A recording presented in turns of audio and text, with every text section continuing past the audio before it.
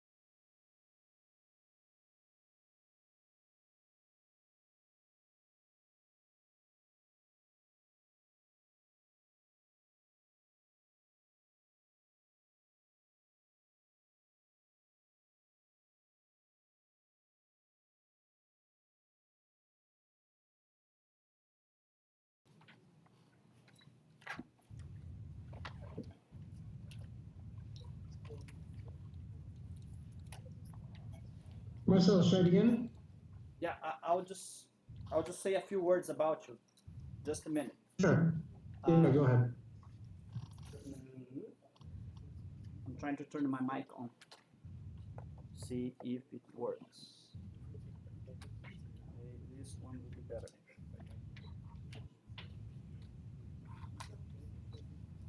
Whoops.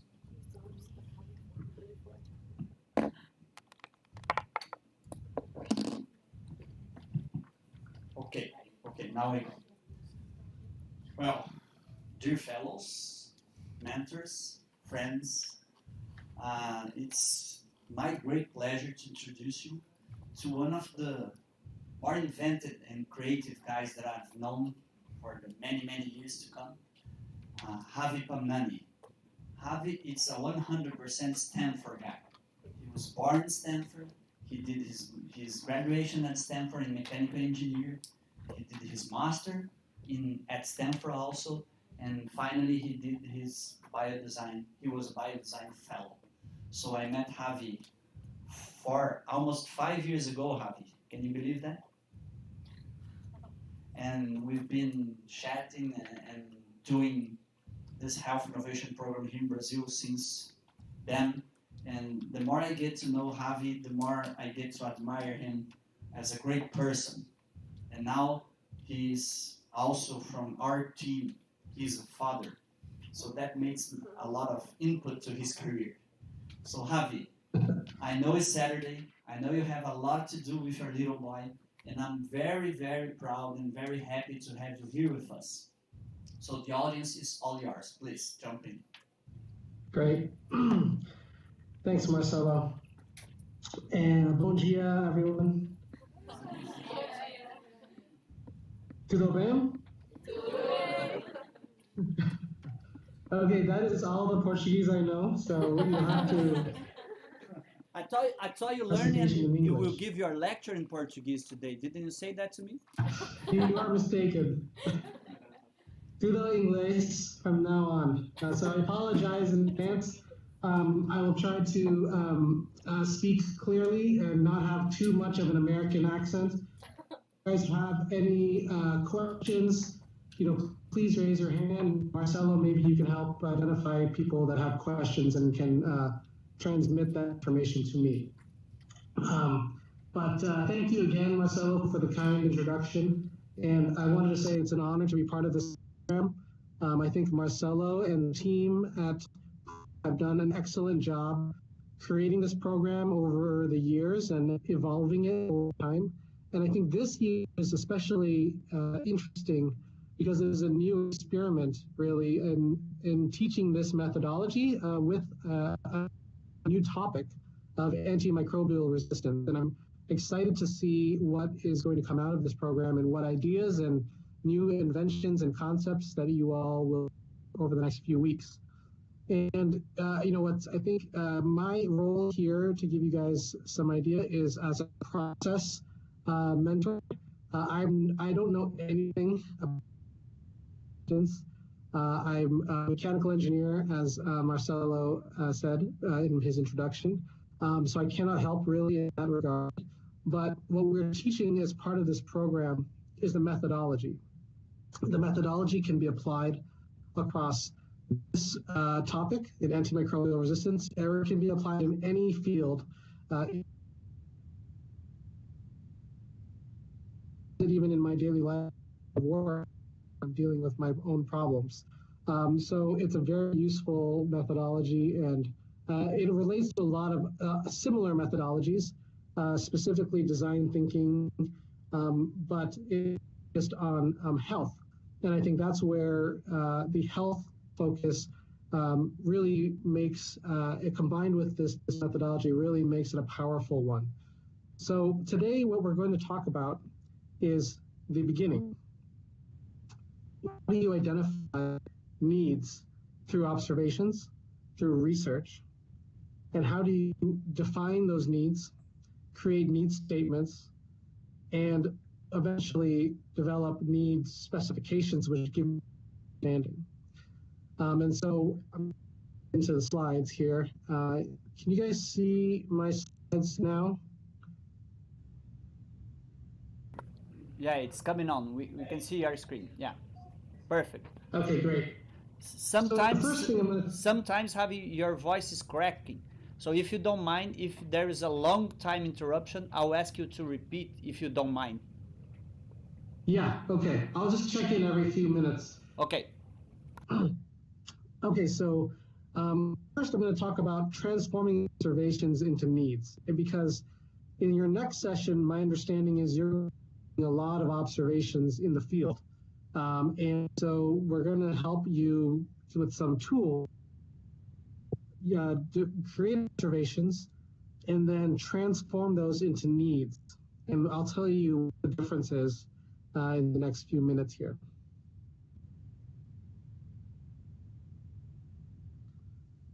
So observation is really the core first step in finding the problem. Now, our background in the program is largely in the hospital, but as you guys can imagine, this can apply to anywhere, any field. And observation is really the core part of the program in the sense that you see for yourself what are the real problems. Because you can read about it in a book, or you can talk to an expert that gives you a second opinion, but being a filter when you have those experiences. And those are valuable filters. You talk to an expert, and that person has a lot of insight and has a strong opinion. But it's exactly that they have their own opinion. So having direct observations lets you see firsthand what the problem is, form your own opinion, and oftentimes you'll see through some of the biases and filters other people have when they present to you a problem or an observation. Really, the idea that, and this is something that Steve Jobs famously said, is that people don't know what they want.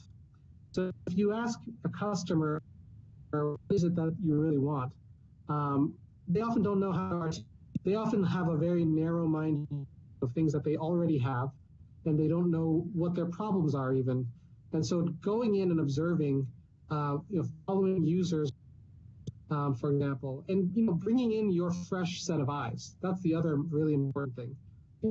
You have different backgrounds, you have different experiences, different training. You're bringing those fresh perspectives to the field. And so by going and seeing it for yourself, it allows you to define your own perspective in that problem, and in that field. Did you follow me, Marcelo, there? Can you hear me? There's a little bit of crack, but it's okay. We can follow you. You can follow? Let me... yeah. Maybe if you turn off your camera, because it seems there's floating in the connection. If you turn off your camera, maybe we can listen to you better, because I think the traffic will be... Okay, there you go. Uh-oh. You can turn off your camera too, Marcelo, because I'm not able to see the audience.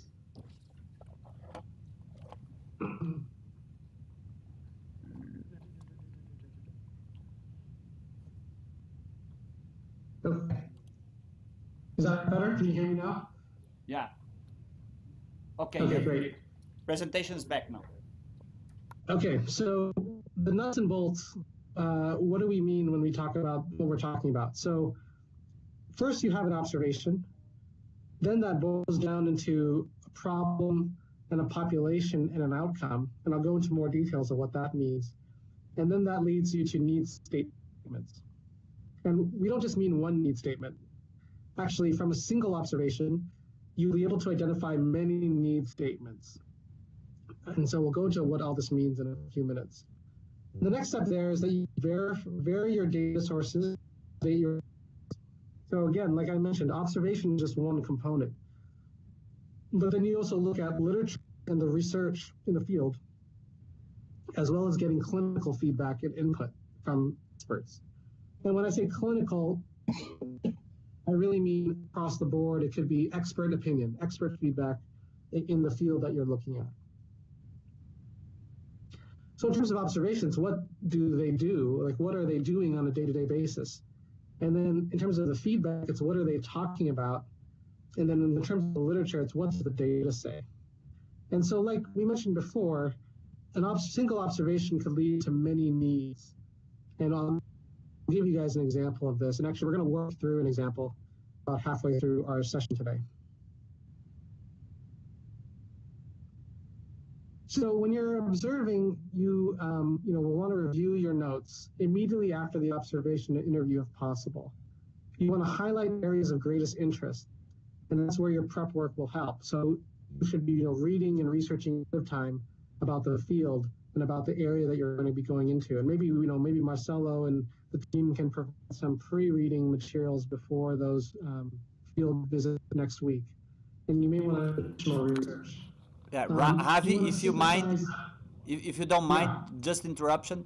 We already talked to them. They have at least 3 to 4 manuscript that they will have to read before the visits of the next week.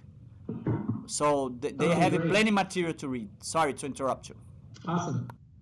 No, perfect. So that's perfect. So in the thing, you should be able to highlight what are the questions that you have, what are the potential high areas of interest that you should be focused on, because you only have a limited time. You have only a few hours, I imagine, at each of the visits. And so how do you maximize your time there? The prep work is really the most critical part. Then you want to synthesize your observations into summaries and scenarios, and then share it with your team. Trade notes, unpack what you found. And then you can organize your notes in the following ways. In terms of activities, what are the people doing? What are the specific steps they're going through?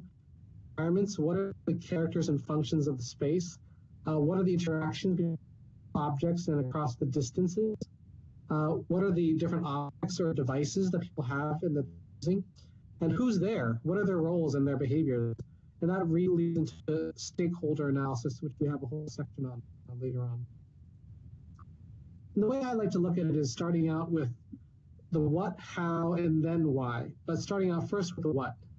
And so, when you're observing things, starting with the concrete, what's actually happening, the real facts of the issue. Don't interpret anything just yet. Using descriptive phrases to be as detailed as possible. And then the last bullet here, quantify. This is, I'd say, one of the most important parts of observation. It's not just a matter of saying, oh, it was issues with contamination last year. How many issues of contamination? How many instances? Were they around a certain part of the year versus other parts of the year? How detailed and specific can you get? And can you quantify those issues as well? When you quantify something, you have a much better idea of the magnitude of the problem versus if it's more of a just descriptive description, really, of the problem. And then how? So once you start to identify the detail, then how are things happening? How is the user doing what they're doing? Are they doing it in a rushed manner? Are they doing it in a slow manner? Are they in pain? Are they smiling? Are they crying? Are they impacting users or surroundings negatively or positively? So what are the processes that are being used and how are they being done, and what are the characteristics of how they're being done? And then after those two steps, then it's about why. So then it's time to step out on a limb, make some informed guesses on the motivation, on the emotions. What is the reason people are doing it the way they're doing it? Is it because there's evidence to support it, or is it because that's just the way they do it? And that's how they've been doing it for many years. So this will, by doing this last step, it will reveal your own assumptions and will show you which areas need additional testing, and maybe with follow-up interviews and follow-up research. So then you want to construct a summary of each interesting scenario.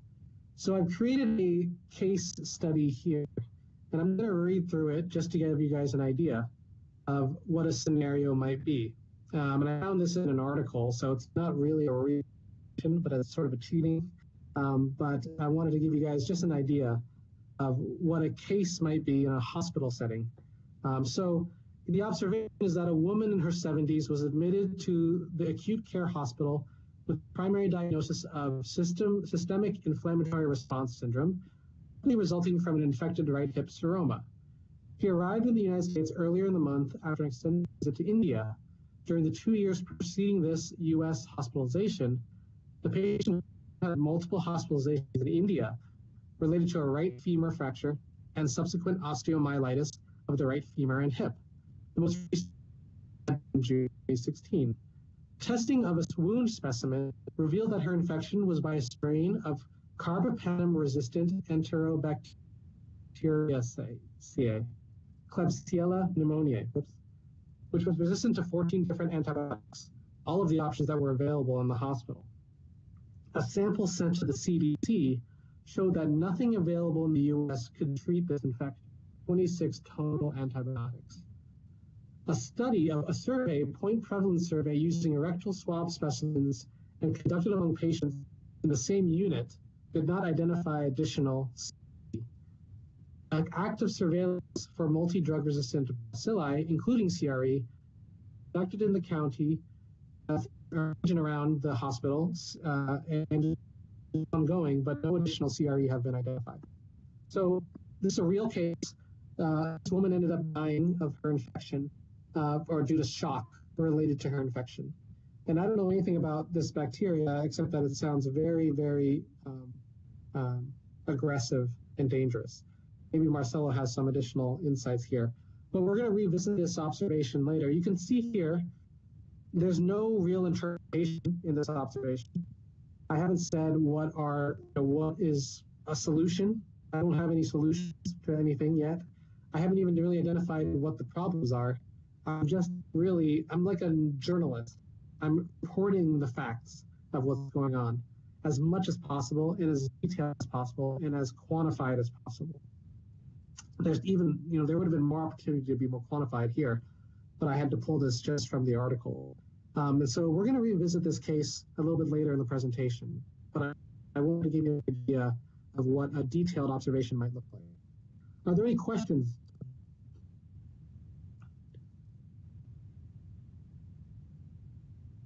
Okay. Can you guys hear me? Marcelo, can you guys still hear me? Yes, we can still hear you. Let me just check if there's no question. Any questions so far? I have one comment. I love this slide. This slide right now. Exactly this one you're talking about, the carbapenem-resistant Enterobacteriaceae. This one, in the scenario. I thought I should give you a relevant case, Marcelo. Sorry, Javi? So I was saying I wanted the case to be relevant to the course. Because we have all these examples, but the examples are mostly around hospitals and clinical problems. But I'll give you one example with a product. Okay, perfect. So we'll come back. Class, we're going to come back to this example. I'm going to actually have you work on it as a way to generate need statements. Okay, so just get ready for that. So you'll have to pay attention to the next 30 minutes to be able to do that effectively.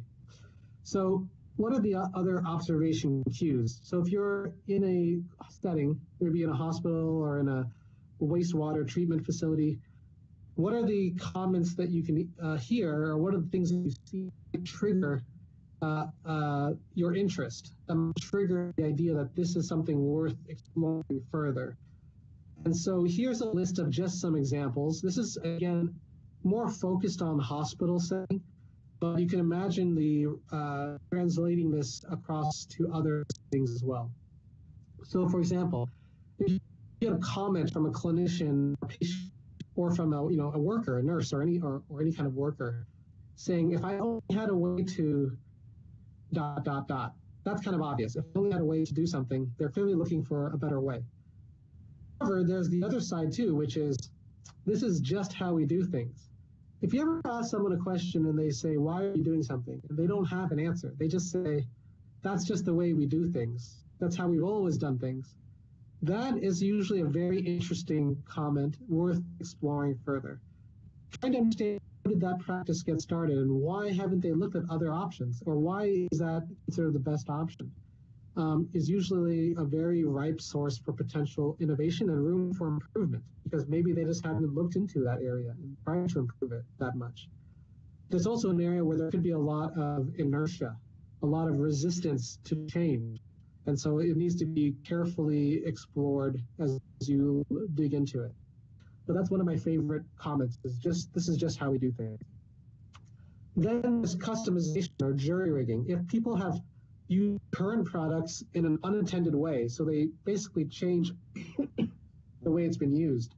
There's a really good example of someone who was interviewing a patient, insulin pump, a diabetes patient. And the engineer was asking this patient, oh, how was your experience with this pump? Ravi, your voice is going down. It's getting too low. Oh, can you hear me now? Hello, hello. It's far away now. Far away. Hello, can you hear me now? Hello. Well, let me try. Oh, you are far away. Could you try it again? Yeah, hello, hello. Oh, you're back. One, You're two, back. check. 1, 2, 3. You're back. So there was a story of a patient, a diabetes patient, who was using an insulin pump. An engineer was doing research to try to improve the pump and asked the patient, what is your experience with the pump? How do you like it? And the patient said, oh, I love it. It works great. It's like everything I want. And then they started to observe the patient in their house. And they saw that the patient had all this duct tape over certain buttons on the pump. And the engineer said, why do you have the duct tape on the pump? The patient said, oh, it's not a big problem. This button keeps getting pushed, so I had a duct tape over so it wouldn't keep getting pushed. It's an example of someone who's actually, if you ask them the question, they would say everything's great. Maybe the patient doesn't want to upset the engineer. Happy with the fact that they have an insulin pump. They forget about all the minor. But when you start to do the observation, you can see that actually those changes. And are you there? We cannot listen to you. What are the ways to improve that person's experience? Yeah. Ravi, I'm going to try to call you in WhatsApp and see if your voice coming. Eu não vou conseguir okay, sure. Ravi, are you there? Yeah. Can you hear me? Yeah, we cannot listen to you. Hello. Can you hear me now? We can hear you, Ravi. Hello. Can you hear me now? Marcelo. Hi, Ravi. Hello. We lost your voice. Yeah, I can hear from the smartphone. Can you hear me now? Yeah, from the smartphone I can hear you. Let me see. Can you see my slide? Yeah. Now you just got back to the first slide, right? You were on the number 11. Yeah. Okay. Let me try to put your voice from the smartphone into the microphone. Let's see if that works. Please keep talking.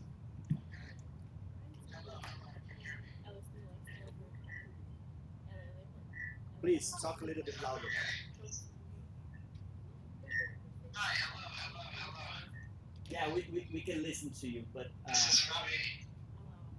it seems like you're talking from a spaceship. It's looking funny, cool.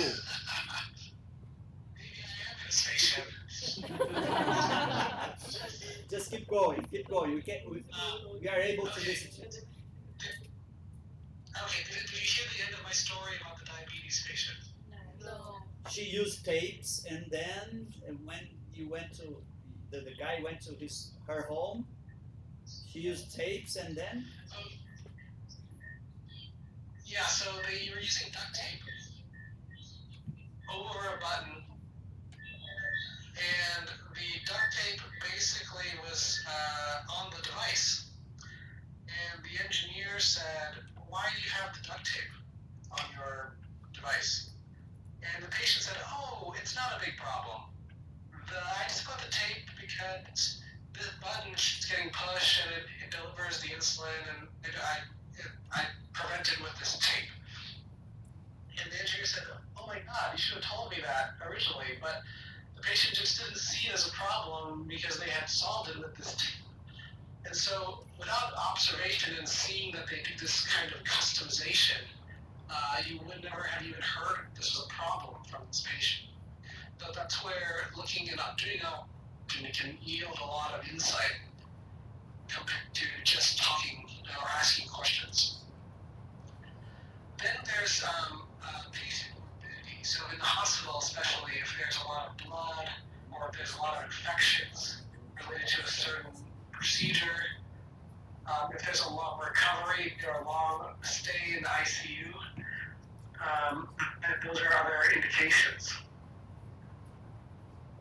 If the outcomes are very poor, for example, less than 85% success rate, or if there are very expensive complications or failures, or if there's a lot of collateral damage, that also can be a sign that there's more room for improvement. And then finally, if there's really high costs, for example, if it's a very long procedures or charges are over a lot of $10,000, or it requires a lot of expensive devices or technologies, or if there's many people required, many visits, if it's a long wait time, then those can all be problems as well. Marcelo, can you hear me? Yeah, we can hear you perfectly. Are you close from Mars now? It's like 12. Sorry? I asked if you're close to Mars now. In your spaceship. No, I'm back up there. That's how you can hear me. Okay, so there's more observation cues. These again are more specific examples to the hospital, but the idea is looking for triggers to help you identify opportunities for improvement and where there could be problems. So I'm not going to read through these, but you guys can look at this on your own time. Now, the observation is not the need. So an observation, as we mentioned, can lead to many need statements. And the way that we create need statements in the biodesign methodology is very, very critical. It's very important how you do this. And so the way we do it is to create a sentence that has the following structure. A way to solve a problem for a patient population or for any target population in a given setting in order to result in an outcome. So, for example, a way to monitor the fluid status of heart failure patients at home in order to prevent hospital admissions. So here you have what is the problem, monitoring the fluid status. Who is the target population, heart failure patients? Where is this being done at home? Where should prevent hospital admissions? This is the outcome that you care about. Yeah. So really what need statements do is they articulate the problem and the change in outcome that is required to satisfy the clinical dilemma. This is a really important point. So I'm here for any questions if there are any questions. Is there any question so far? Okay. Let's go ahead, Javi. No question. Everything's perfectly clear. Okay, perfect. So the need statement is really the core of the innovation process. It really leads to what is the core problem being solved and why are we doing it? And I think that is what will motivate you and keep you working on a problem. Also help you define whether or not you're successful. And that's why that change in outcome is so important. So for example, what are some outcomes that are that we can talk about? So for example, we can talk about improved clinical efficacy. If you're saying reduced infection, maybe it's increased survival. And so you can test this in a clinical trial. You could have increased patient safety, so maybe they actually lower the rate of adverse events in clinical trials, lowering the rate of infections. You can have reduced cost. That's a pretty straightforward one. You can have improved physician facility productivity. You have improved physician ease of use. You have improved patient convenience, accelerated patient recovery. So these are all examples of what outcomes you might use as part of your need state. Preventing hospital admissions is the outcome here. Here, another outcome. One of the important things is that the outcome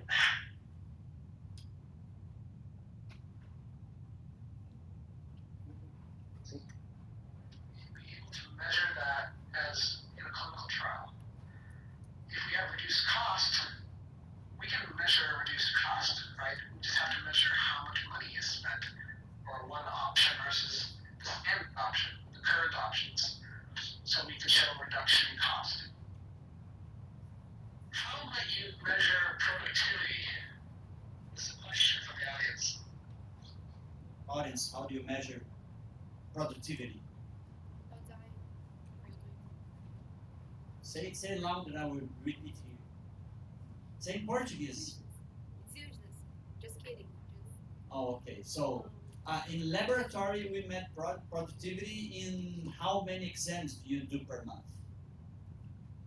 Any other example? Please. Ravi wants to hear you. Se for para ser genérico, você tem que ter uma métrica e verificar se o teu operacional está atingindo essa métrica. Na prática, seria isso em qualquer área.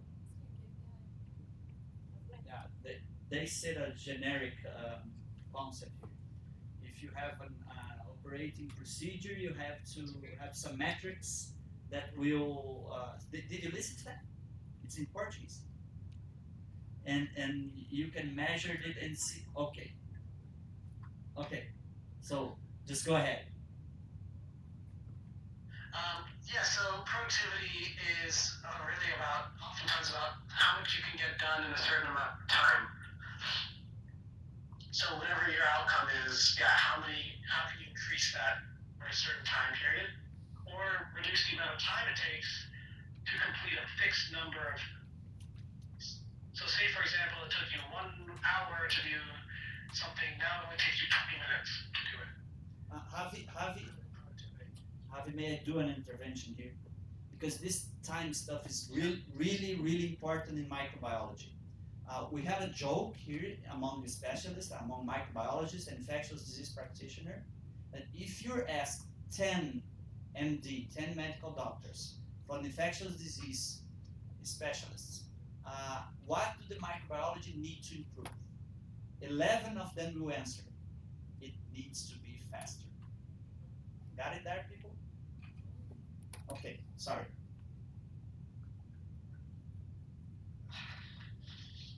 Go ahead. So time, So time is a really important one, and torque is required.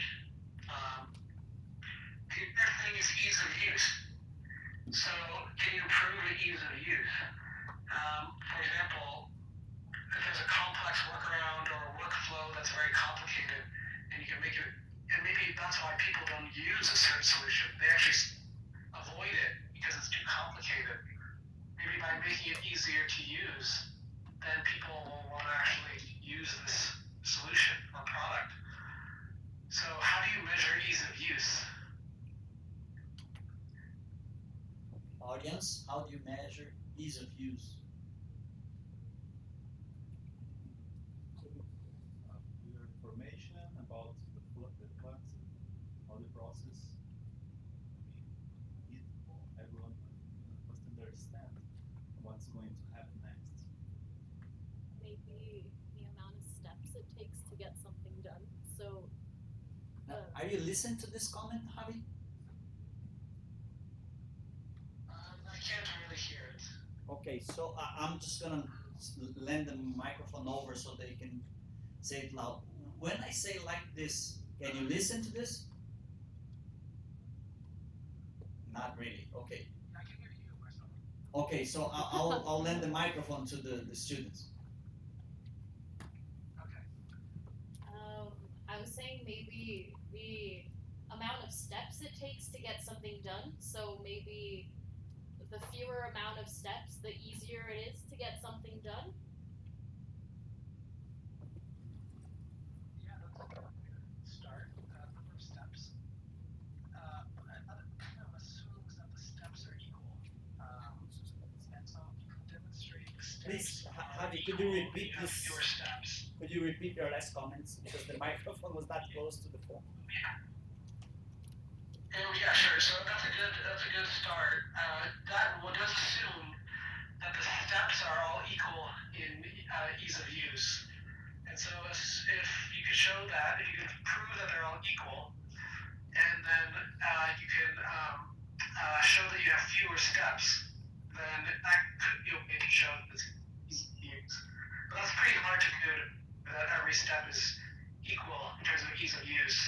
But if it's something like assembly, or you guys have like a furniture, if you have to assemble furniture, for example, you have instructions, and there's a lot of steps. Sometimes if there's fewer steps, it's actually more confusing and hard to understand. So I think that what is done here in the clinical setting, so in the hospital, oftentimes ease of use is done by survey. So it's not perfect, also has problems, but you basically just ask people, is it easy to use, scored on 1 to 10, for example, and then they score it, and you can ask 100 people, and then you try to show that with with the new intervention, you can have a better score based on a survey. So that's one example of ease of use. But yeah, it's not easy. This is actually a really hard one, is how to improve ease of use. We got another comment, Javi. Oh yeah, go ahead. It's not like really a comment, more like a question. You said about survey, but the assertivity of the user in doing something is also counted on this or not. In your example of the furniture, people may say it's used to assemble, but they assemble it wrong. Does this count as easy to use? If they say it's used to use? If they do it correctly, you're saying. Yeah, I'm saying they say it's easy to use, but they're not doing it correctly. Oh, yeah, I would say that is not easy to use. I would say it has to be, there's a perception. There's one thing that's the perception of easy to use, and then there's the reality of the outcome. In my assumption of the survey, I'm assuming 100% of the time they're getting it done correctly. But if they're not getting it done correctly, then that is also a sign that it's not easy to use as well. So that's an extreme case in some ways, because it's showing that it's so difficult to use that they can't even do it. And they're even tricked into thinking it's easy. That's like the worst case scenario. So it's a good comment to understand what is the outcome that you're trying to achieve, and can people achieve it and think it's easy to use at the same time. Javi, do you want to try to go back to your microphone? Your computer microphone? We can try. Yeah, maybe the problem's solved. It stopped raining here in Brazil. Is it only rain related? Oh, okay. I- We can hear you. Oh, You can hear me now? yeah. I just turned off the. Let me turn off the Hello. WhatsApp call. Lot better in your. Okay, great. Okay, go ahead. Okay, so I'll continue here. So for the sake of time, that improved patient convenience. That can be something like the number of times they have to go to the hospital or clinic. Can they do something in a clinic versus getting admitted to the hospital, for example? And then finally, accelerated patient recovery, which again, I think is pretty straightforward.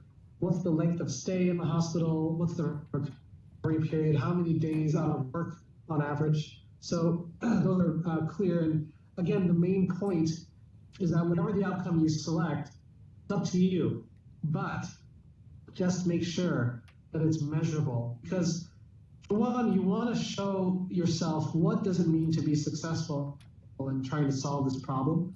That needs to become something measurable so that you can prove to yourself you did it, not just to yourself, but to any other people involved, whether it's the regulations that need to approve your product on Visa, or the customers. Customers will want to know how much better is your solution, by what metric. And the more you quantify that, the more you can define your value proposition, in that they will, customers will actually pay you for your solution or your product. So the objective outcome is a really critical part, and it's beginning. It starts all the way at the beginning when you're thinking of the need in itself. And so I'm going to just do a quick set of slides on writing need statements. Okay, so when you write a need statement, you want to focus on the goal, not the problem. You want to avoid solutions. You want to get specific. You can experiment with a need statement by changing the venue, and you want to stay positive. Now, I will just say my personal opinion is that there are no bad need statements. Need statements, if they are well understood and there is a need, that's a good need statement, if it really exists. But these are just tips to try to help you think differently about your need and not get too locked in. But that's okay. You know, I think if there are the examples they gave as bad, I don't think are necessarily bad. I'll tell you what I mean. So, for example, avoiding solutions. What they say here is bad is a way to track with a bathroom digital scale that communicates with your phone. So I wouldn't say it's completely bad, but it's limited to one approach. And it's very, very narrow. It's talking about a bathroom scale, talking about communicating with your phone. And it leaves you wondering why. Why want to track your weight with a bathroom scale? What's the goal of that? A better need statement would be something like a way to keep patients aware of their daily weight to enhance compliance with dietary goals. So it identifies a specific problem, so that's the awareness of the daily weight. Patients aren't aware of it. It also adds a lot to help them stay on their diet. So this, as you can see, doesn't limit you to a scale actually at all. It doesn't necessarily have to be a scale. It doesn't have to be, let me take that back. It doesn't have to be a bathroom digital scale. It doesn't have to use a phone even. It could use a phone, but doesn't have to. It could be anything. And so, again, the one above, if you want to work on a phone and you want to work on digital scale, that's not a bad need statement. If you just added the why into the need statement in order to do what outcome, that's what you'd want to add. But the one on the bottom gives you a lot more options in terms of what direction might go with that need. Another example, a way to manage diabetes. So actually, I think this is pretty a bad need statement. A way to manage diabetes. The other bad examples are like a way to cure cancer, right? It's not clear what is specifically the problem or how we're going to improve it. A better need statement is more focused and specific. A way to regularly monitor glucose in pre-diabetics in order to reduce the risk of disease progression. So it focuses on the problem, regularly monitoring glucose levels. It focuses on a population pre-diabetic, so people that are at risk of diabetes, borderline diabetes, but they don't have diabetes yet. And you're trying to reduce the risk of disease progression. So it's clear about the problem, the focus, the patient population, and a visible outcome. How would we measure an outcome like this? You guys have asked a question. Can someone tell me how do we actually measure that? It's a question, people. Come on, guys. They're thinking about. Just a minute, Javi. They're thinking about. Who's going to answer this? For this time for siesta, I know. Maybe the more specific your need. Maybe the more specific the need is, the better, because it's a way to focus in on something that needs to get done rather than a broad spectrum of what needs to get done? Yes. But in this example, my question is, what is the specific way to measure this outcome? So the person who wrote this needs statement said, the outcome is to reduce the risk of disease progression. So how would you measure the risk of disease progression? If I were to say I had a solution and I wanted to test if I reduce the risk of disease progression. Do you guys have anyone who's here who's designed a clinical study before? Anyone was involved in a clinical study, design of clinical study? No? Would you design, even if you haven't done it before, just logically, how would you design a study to prove your solution reduce the risk of disease progression?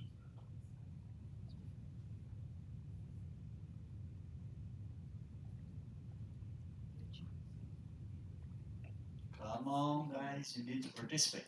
Everybody? 1 minute, 1 minute, 1 minute. We got one girl here.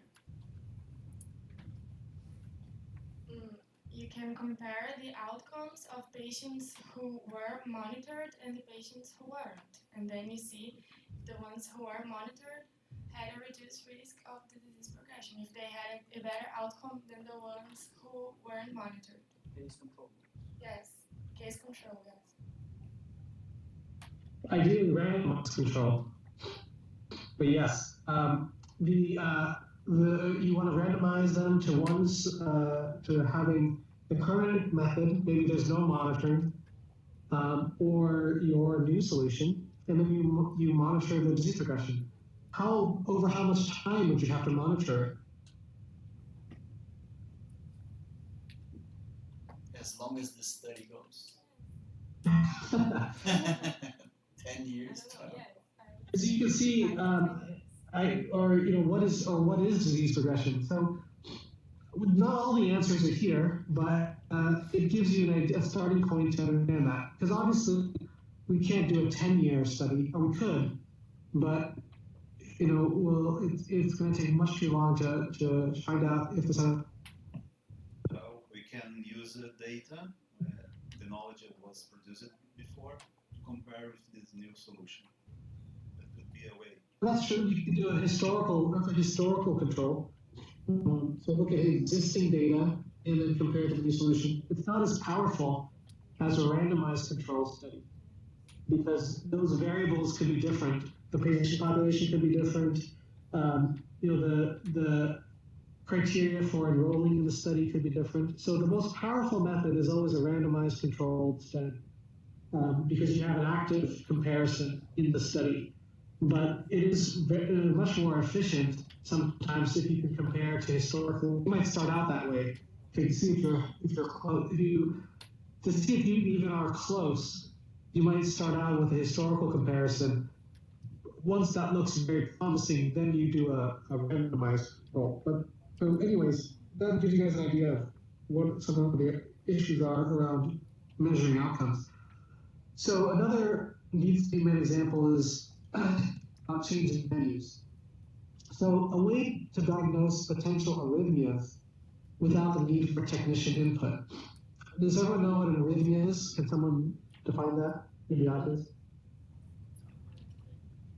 Who's able to define arrhythmia?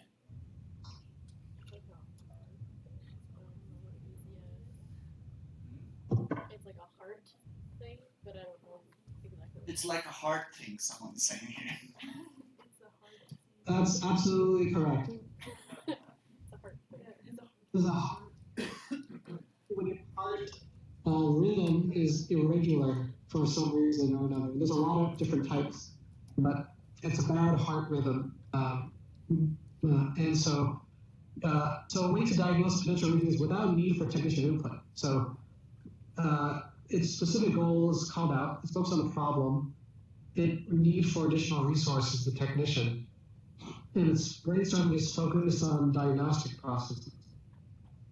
So a different statement is something like a way to continuously monitor EKG at home to instantaneously identify arrhythmias. It changes the venue to the home. It gives greater possible gains by being at home specifically. it may enable new concepts and ideas based on the environment. So consider doing something from in the hospital to in the clinic, or in a clinic setting, or from the doctor's office to your house. Now I did change this here from a solution. This is now a solution oriented. It's monitoring EKG versus diagnosing potential arrhythmias. So we're limiting ourselves to EKG. EKG is the technology using sensors to monitor heart rhythms. So because you can actually diagnose arrhythmias other ways, but we're limiting ourselves here to EKG. So again, I don't think there's bad need statements, but different need statements will bring out different details. Because one of the functions of the need statement is to basically launch you into your next phase, which is concept generation. How to come up with actual solutions. And sometimes the way the need statement is phrased and constructed will affect how you develop your solutions and how you come up with your brainstorm. So I'll give you some examples in a couple slides. So a last example here is to stay positive.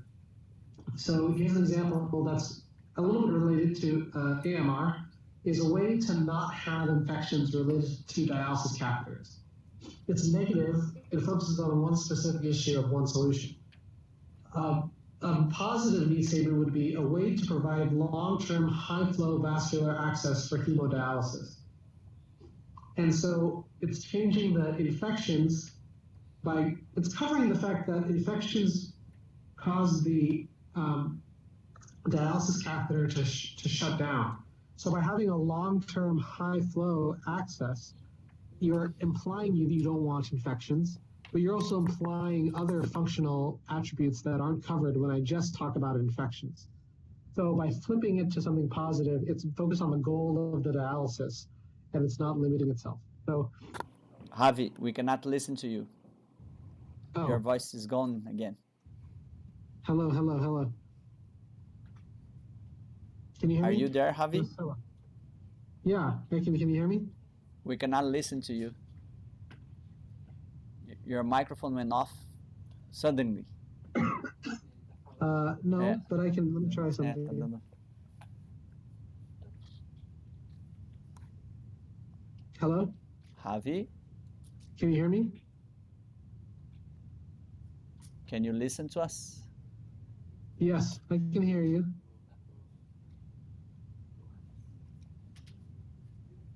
Hello. We still don't have your voice.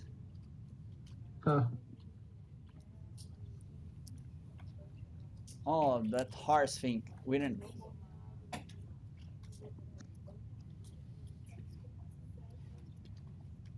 Hello, can you hear me now? I can hear you. Can you hear me? Hello. No. Hello. Not even a sound. Okay. Do you want to try WhatsApp? Yeah. Let's go back to WhatsApp.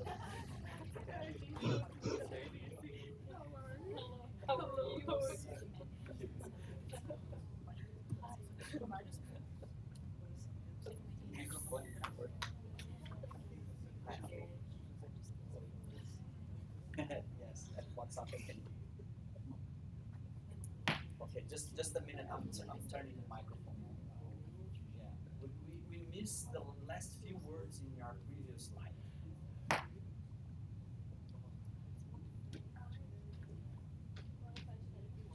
Just a minute. We don't have the microphone. Let me see.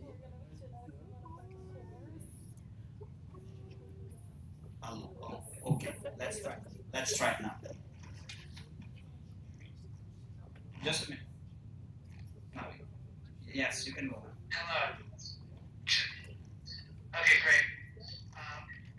Let me turn down the volume here. Okay, so I was just saying on this slide, this isn't necessarily bad, even though we say bad here. It's just focus on the negative part in one specific area. But by making it positive, you focus on the functional outcome that you care about in terms of hemodialysis. I'm not going to get into dialysis, but you guys can get an idea. Just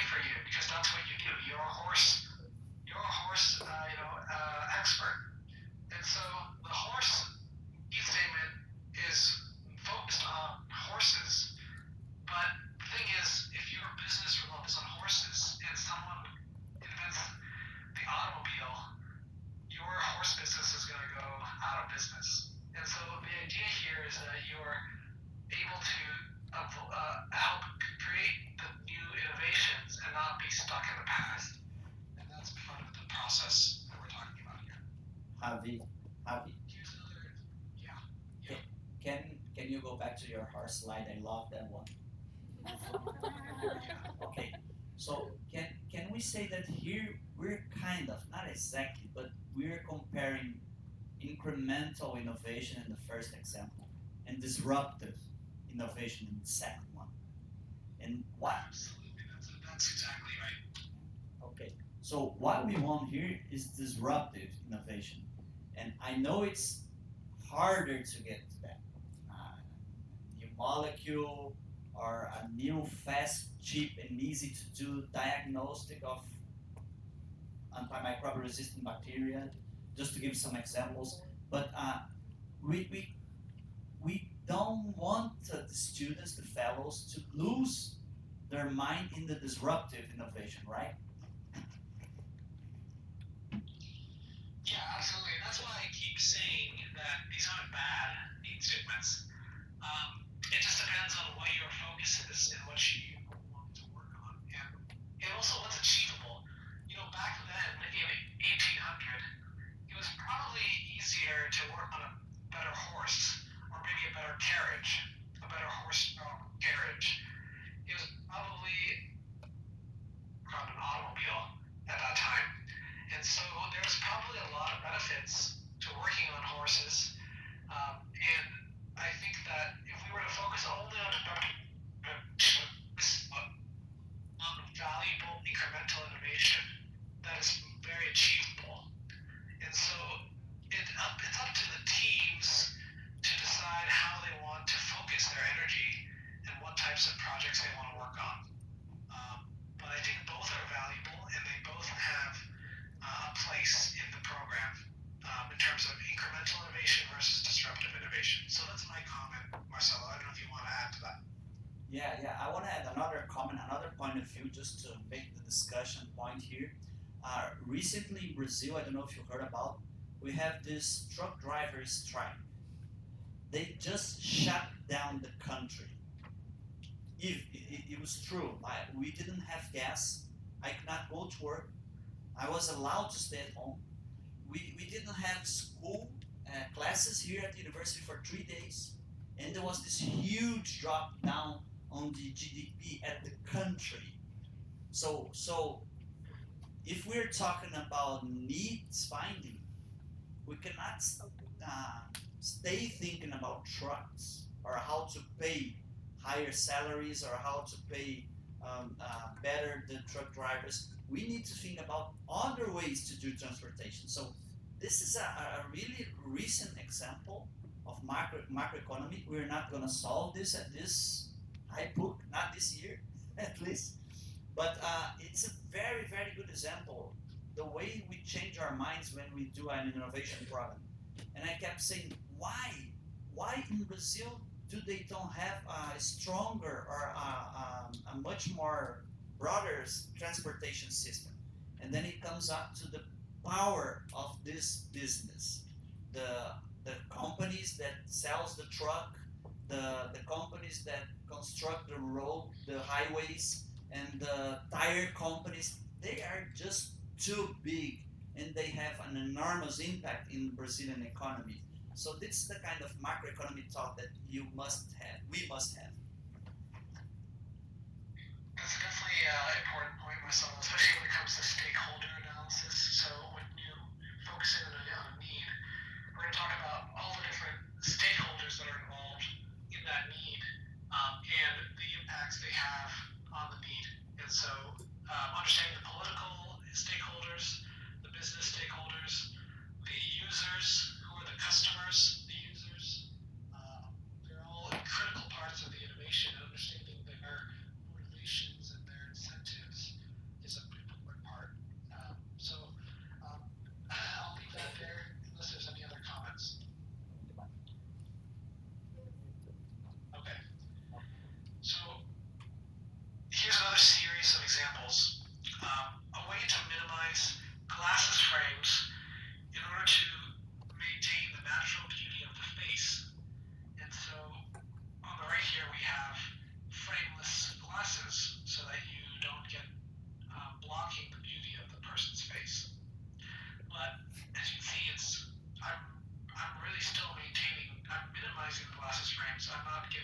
glasses frames.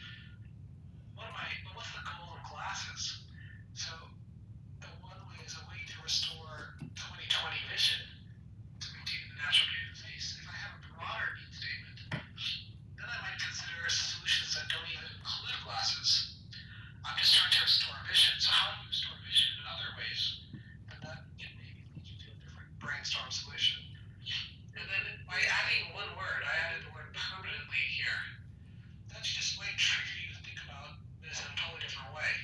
A way to permanently restore 20/20 vision. So that comes to ways of actually surgically restoring it. And that opens up a new area of innovation and thinking about solutions. So again, this is just examples of ways that need statements might lead you to different solution sets. And that's the main point of this whole lecture, is just to get you to understand that the way you phrase the need statement is really important. And again, because it's, as we showed you, different ways of doing a need statement can lead to different solutions. We recommend doing it not just twice, really do it many times. So for example, a parent, here's a quick observation. Parent has an 18-month-old child with ear pain and can't decide whether it's worth to make the long journey to the hospital to get treatment. When they called the nurse on the phone, the nurse said to wait 48 hours before seeking treatment. So we could have a couple here. A way to diagnose ear infections at home so she could know if it was worth going to the hospital. A way to manage the child's ear pain at home while waiting for 48 hours. So here we don't even know if we still have to go, but we make the pain for the child less. Versus the first need statement, I'm actually diagnosing the ear infection. I'm not affecting the pain at all. So again, two very different need statements, all sum from the same observation. And so we're changing the venue, changing the target, changing the perspective. One is diagnosing the ear infections. The parent here is maybe doing this. The way to manage the child's ear pain, again, is focus on the child's pain. And so we're changing our assumptions around what's important as well.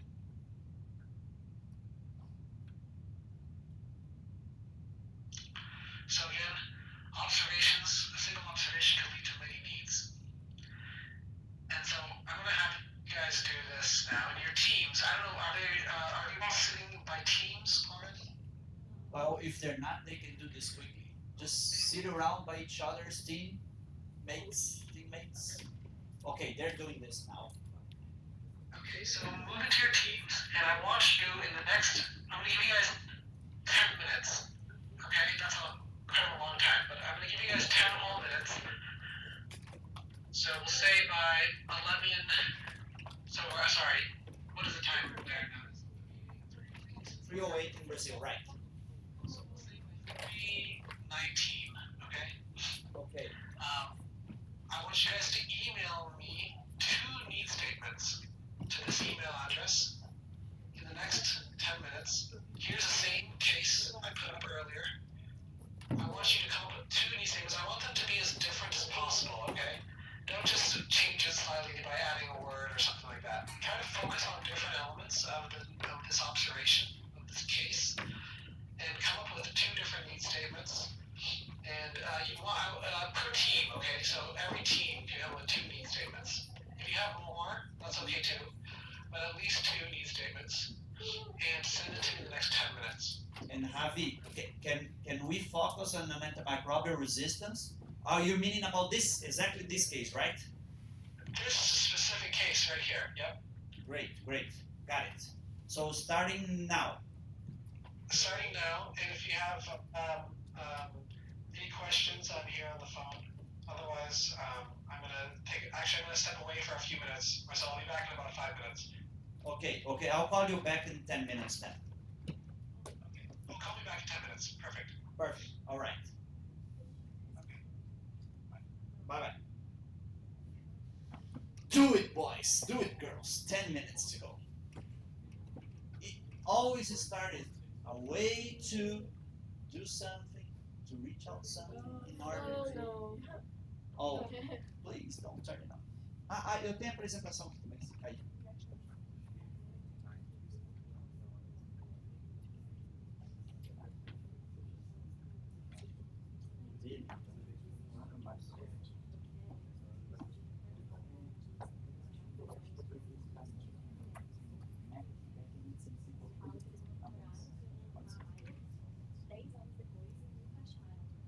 Pessoal, vamos lá. Vocês têm que escrever 2 need statements em cada grupo. Tem que estar lendo. Ah, vocês estão lendo ainda? Achei que vocês estão lendo de cabeça. Lendo da Índia, tal, uma lesão, osteomielite, tal, infecção por multiresistência. É legal. Já se foram 2 minutos, hein? Não tinha nem onde estar.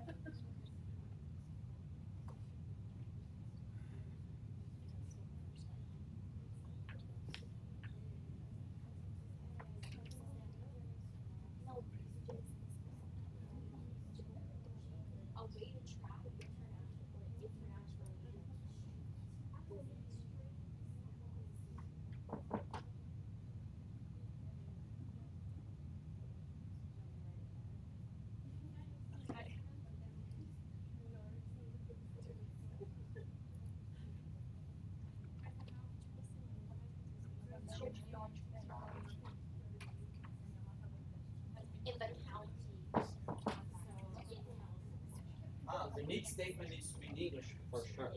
Otherwise, Javi won't understand. Come on, green tea, come on, blue tea, come on, purple tea. Right?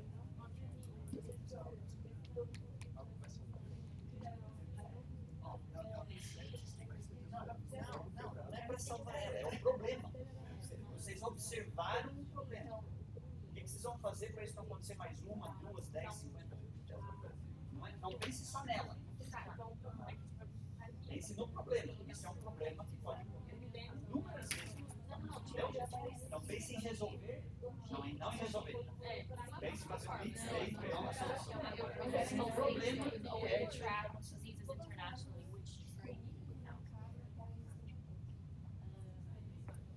You don't need to think about saving this patient. You need to think about the problem, not the solution. We always want to think in the solution.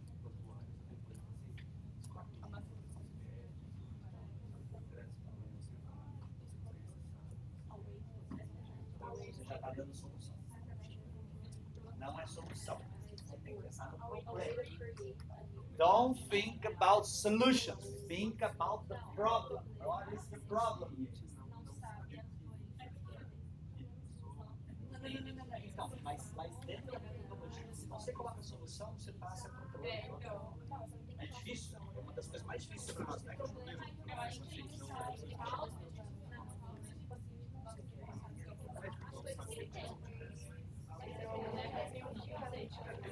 Mas ele já passou por você não sabe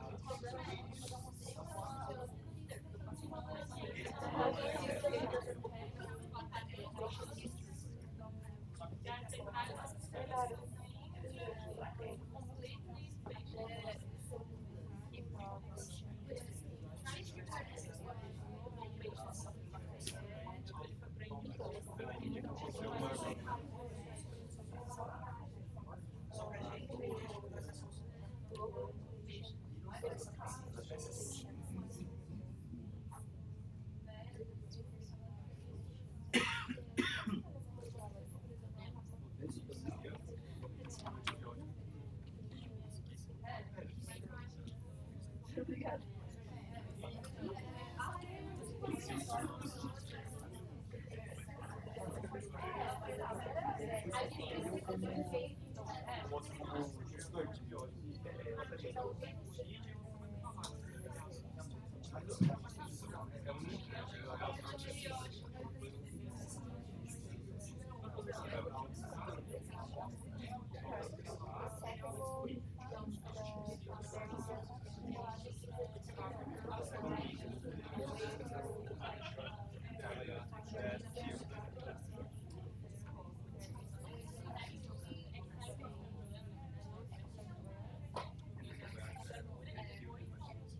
5 minutes to go. Não, mas daí, tipo, ela...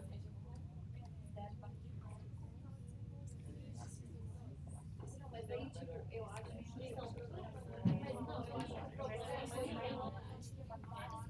Eu quero ver o que tá saindo, tá acabando o tempo. Ela foi tomando. Não, não, não, não. One of the problems that health system doesn't give a local page, está falando Não, você e não vai falar do problema. osteomyelitis. Você vai fazer um need statement baseado em problemas. Então, a way to keep a history track of the patient in order to... Não, você está falando uma maneira de obter... Só que você está funilando. Tem que manter o histórico do paciente. Você já está colocando... A venue está estreita, mas é um mito. Você pode melhorar nesse sentido. Don't try to write down a perfect statement at the first time. You won't be able to do this. Escrevam o que vocês puderem. Não uma solução. Não uma solução.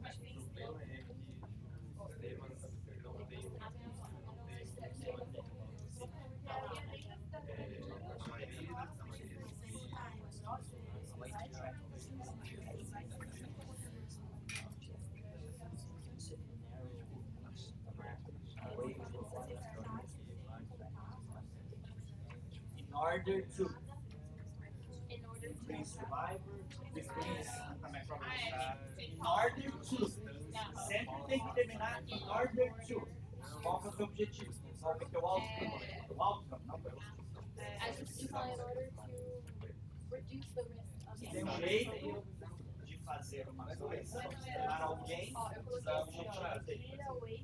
A way to some this population in order to reduce mortality, reduce antimicrobial resistance.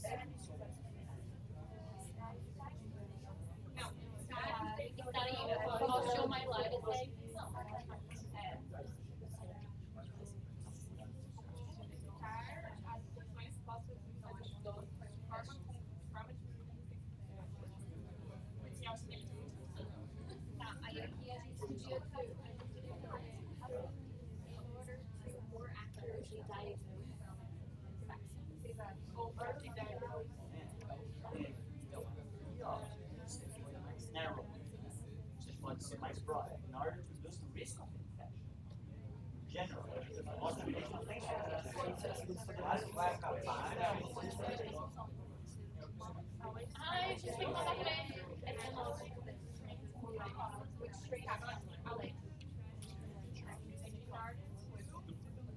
In order to more accurately diagnose. A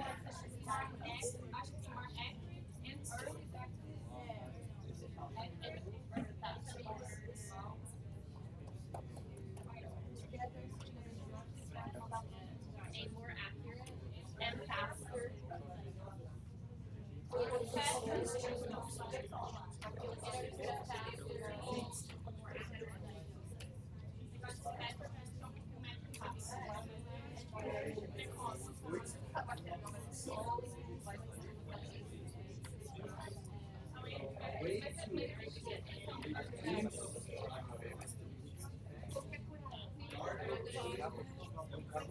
And effective and accurate.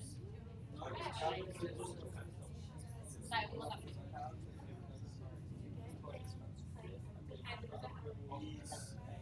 Faltou consciência em casa.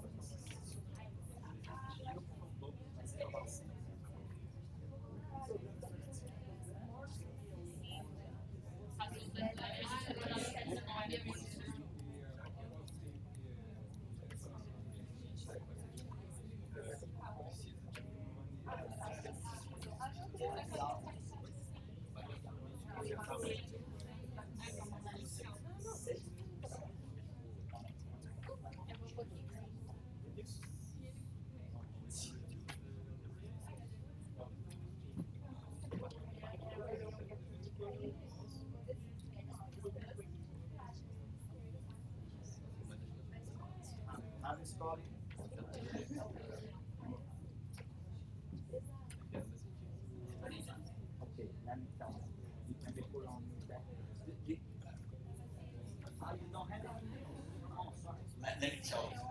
Javi's complaining that he hasn't got any email. I just sent it. Did you get one? The first one? Just sent it. Just got one. The first one. There's only 6 left. 6 other teams. Come on, guys. Come on. Time's money. Time's money. Do you prefer to start discussing the first one or receive all the others first? All of them. Right. The green team is starting first. Come on, guys. Emails. Stop talking and send the emails. The one that isn't identified is ours, right team, because we forgot to identify our mail. Oh, you forgot. The red team just sent you an email and didn't identify who they were. Okay, that's okay. Yeah, he doesn't want to have the teams, just the examples. We're not ranking you, not yet. It's not so far, not so early, Julia.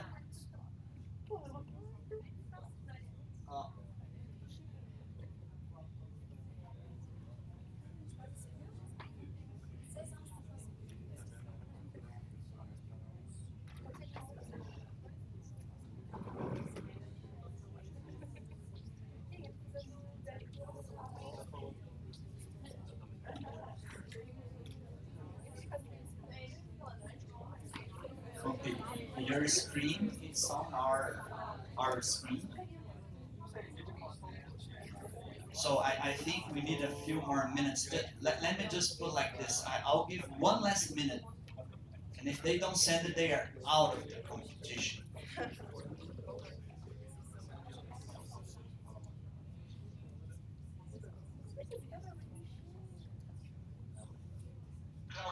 I'm gonna get feedback on all of these neat statements by tomorrow. Oh, you're gonna make comments on them. Yeah, but I'm gonna just take one or two. I'm just gonna take 1 or 2 examples, so we can keep going, Marcel, in the interest of time. Okay. I can just take one of these examples. Do you want to try to go back to your PC microphone, to your laptop microphone, if it's? Sure. Let's see. It's muted on your Skype business. Have you checked it out? It's muted. At least in our screen. Oh, now there you go. Please keep Can you talking. hear me? Hello. Yes, we can hear you. I'm gonna turn off WhatsApp because it's a lot better in the mic. Okay. In the laptop. Okay, just go ahead. Can you hear me now? Oh, your screen is out now. You're presenting. Marcelo.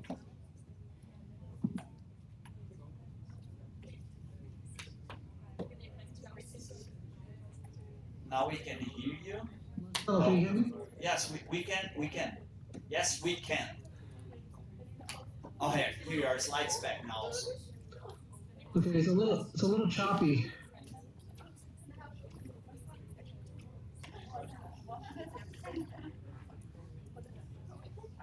There you go.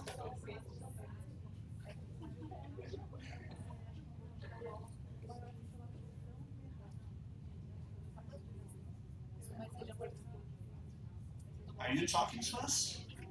Oh, purple team.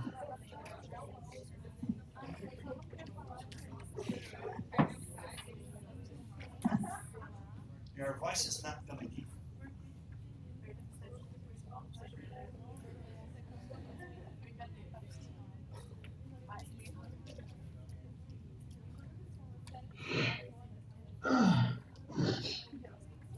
Now your voice is back.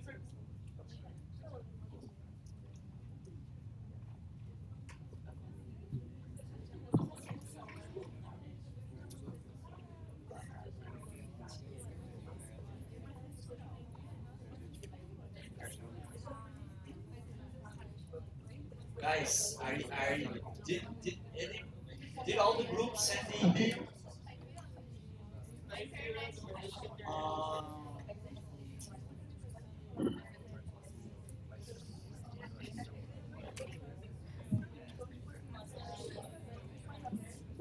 Tem que mandar no 3G, no 4G do celular. Abre a mão então.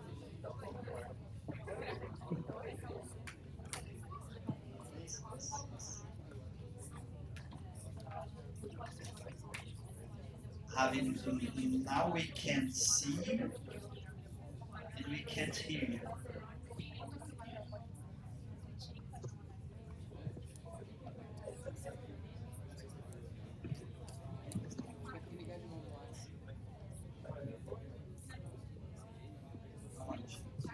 Recebe sinal de áudio dele lá, porque ele tá falando lá, mas...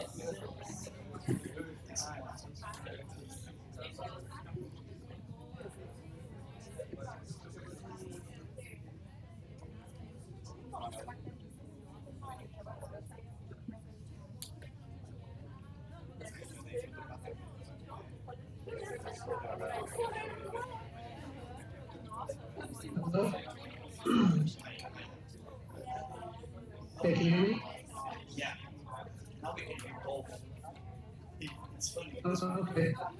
Now we can hear the WhatsApp and we can hear in the laptop. Okay, perfect. So we can do what?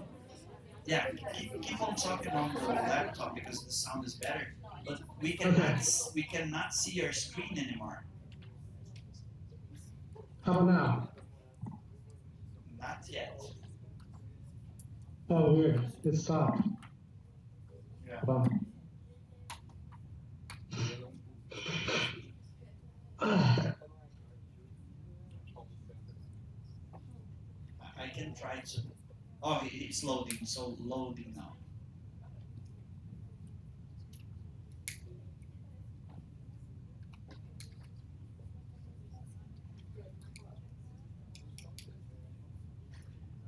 We should keep WhatsApp on because when WhatsApp is on, we can hear you. Oh, your screen, yeah, I don't know, it's weird. Your screen is coming back now. Yeah, we should, yeah, I think, let's see, I have teams, so going, oh no, I have 4 teams. Oh no, I have 5 teams now. 5 teams only. There are 1 team missing. Did everybody send the email? There's 1 team. Oh, there's the red, the orange team. The orange is getting hot and it didn't change the email. Come on, orange team. Come on, come on.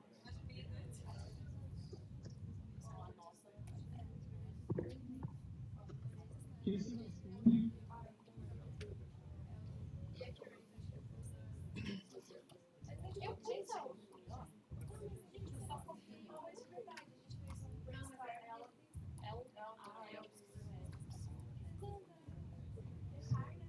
Are you talking to us, Javi? Can you see my screen? Yeah, we can see it. You're texting.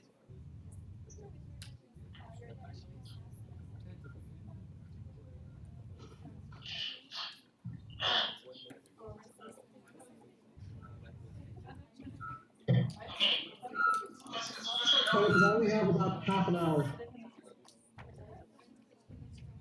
Let's what? I'm sorry? Let's get going because I only have a half an hour. Okay. Great. People, come on. Let's get going here. Please. Okay. Go ahead. Ready?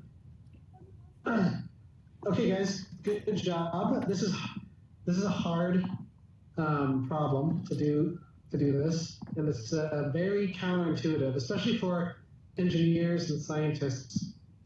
I think they tend to want to, include solutions in their need statements. And so I'm going to go through these very quickly. I'm not going to have time for discussion, comments, but I'll send you guys back my more detailed comments in an email to give you guys some feedback. But I'm going to go through, these are the ones that I have so far. I think if there's any remaining ones, send them to me, and I'll give you guys feedback by email. So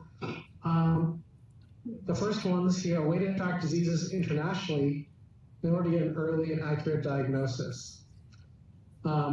So this need statement, I think, is pretty good. I don't know what it means to track diseases internationally, so we'd have to dig into what that means exactly in order to get an early accurate diagnosis. So I suppose the problem here was identifying the resistant bacteria internationally. So we'd have to unpack sort of why this matters, why this would affect the treatment pathway, and what it would mean to be tracked internationally, and how that would affect the outcomes. So let's think about that one.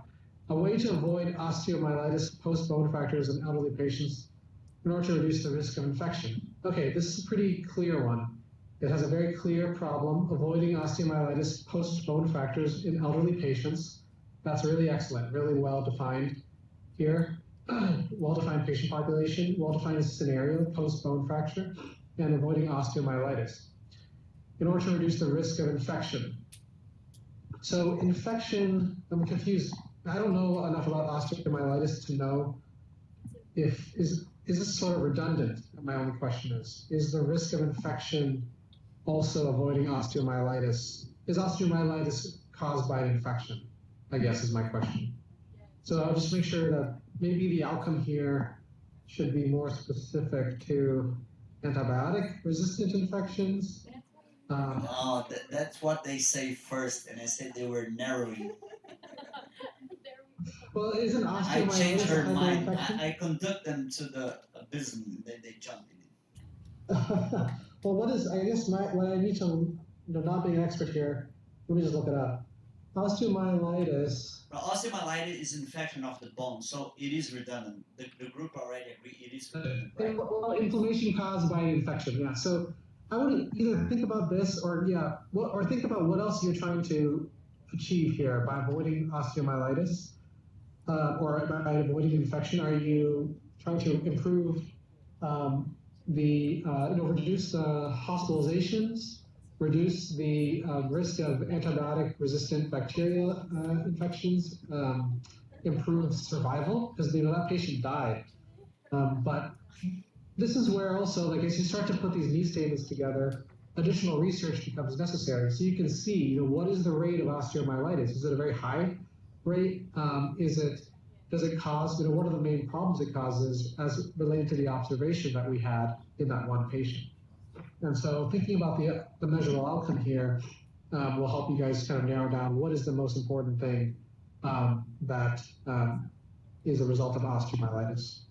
Javi, just really quickly, we as a group would like to tell you that our original need statement was a way to avoid osteomyelitis post-bone fractures in elderly patients in order to reduce the risk of antimicrobial resistance, but the professor made us change it. We blame Pilanetto on this one. That's okay. Marcelo, we'll have a talk later. All right. So the next group had these next need statements.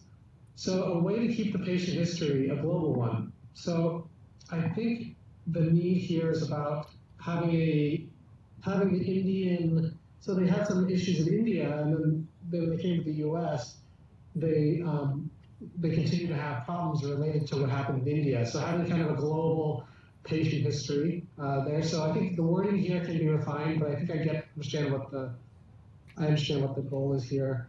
And also I think, as you guys do more research understanding what the problems are, you can see, I think the next analysis, especially when we talk about records and documentation, and there's some more here that have to do with records and documentation, is what is the outcome? What would be the measurable outcome of having that record?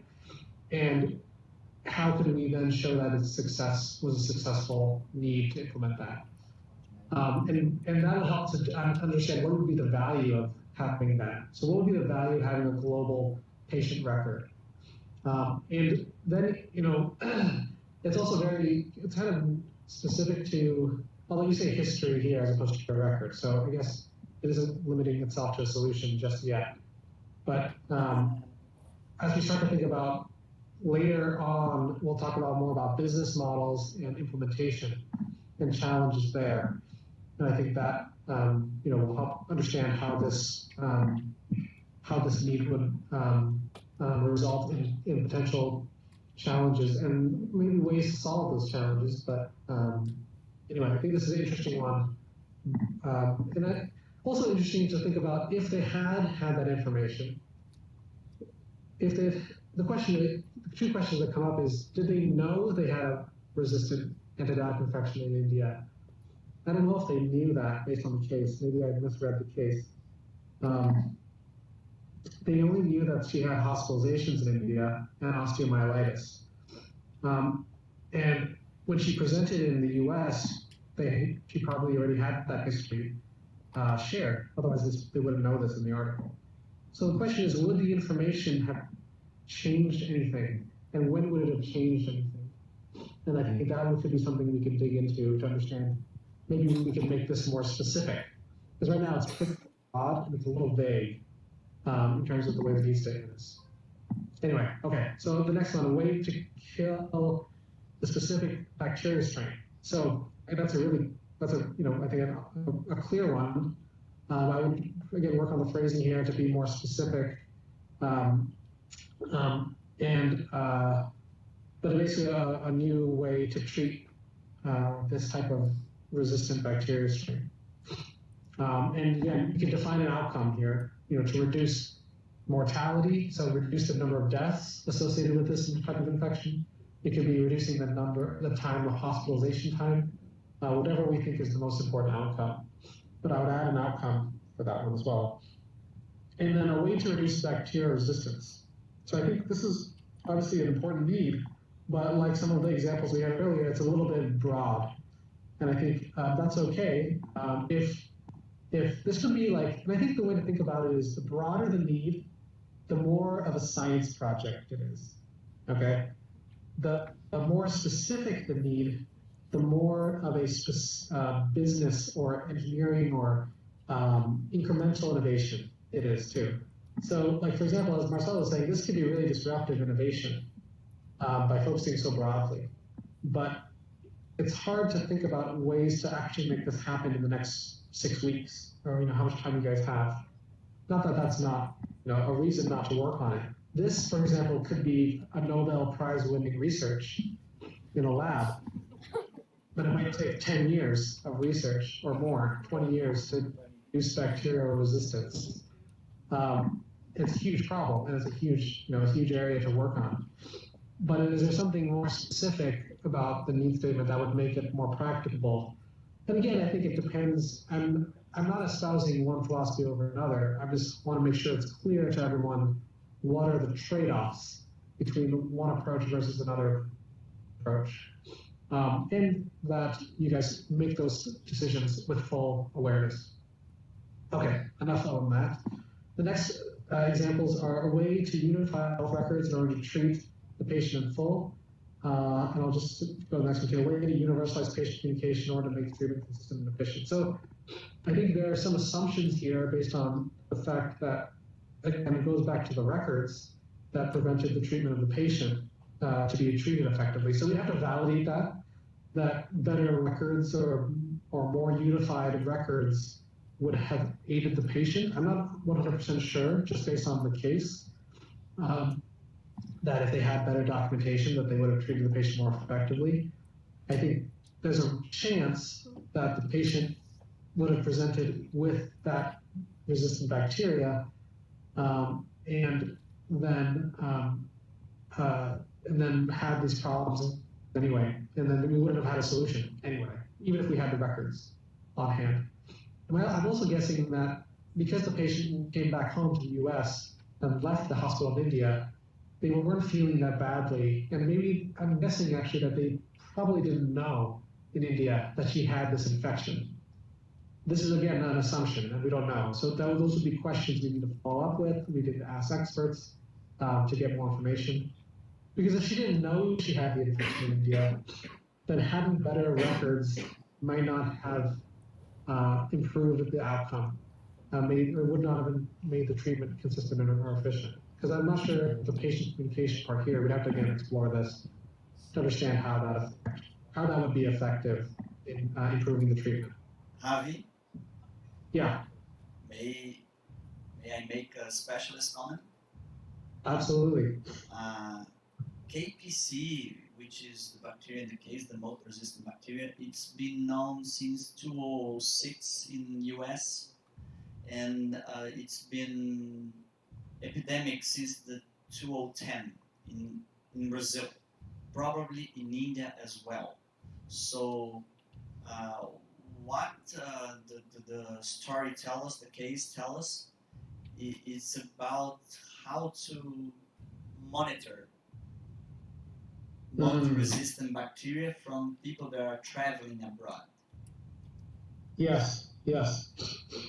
So I'm just giving this comment so they can rethink about their need statement in the next few hours. Once you leave, we will keep working in improvement of this need statement. Is that a good idea? What do you think? Yeah, absolutely. I think it'd be good if you, especially for some of these, before maybe you can send me by the end of the session today with Marcelo, you can help work with the teams on revising need statements and sending any changes, and then I can provide any additional. I can also get other feedback from the other team members here, and we can provide feedback if you guys have that time. I think what you said, Marcelo, makes a lot of sense, and it already provides some more specificity about the monitoring patients. And we talked, it's sort of talked about here, but it's best to be very specific. So a way to monitor patients that are at risk of disease but then again, I think what we need to think about, Marcelo, here is the outcome. Is the outcome then, to prevent transmission of the disease so that they would then be international transmission of the disease, I guess. Yeah, we have to think about what the right outcomes are, and there are a few different options we could talk about. But because monitoring by itself might not help the patient that has the current infection, but it might help to reduce the risk of spreading the disease, right? So, and that's what they talk. That's why I included these sentences here at the bottom.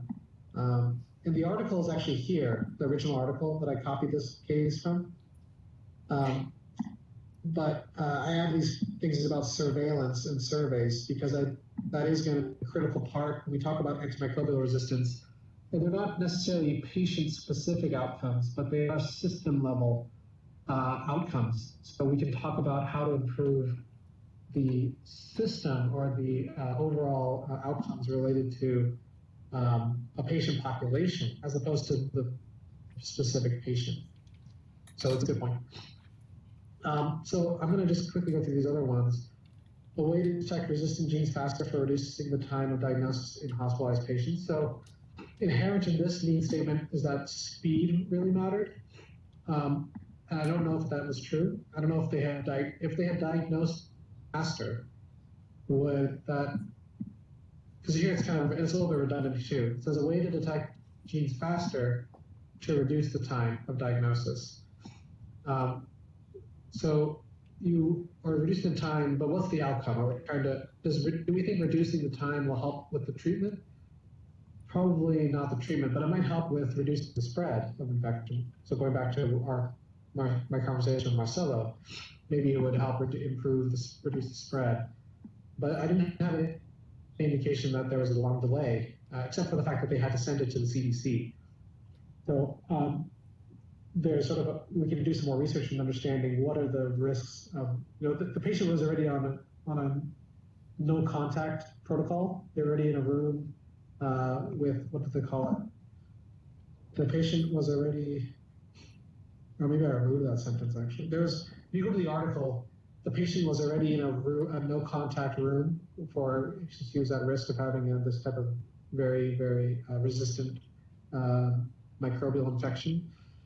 So we can kind of unpack some of those issues around contact and spreading the disease.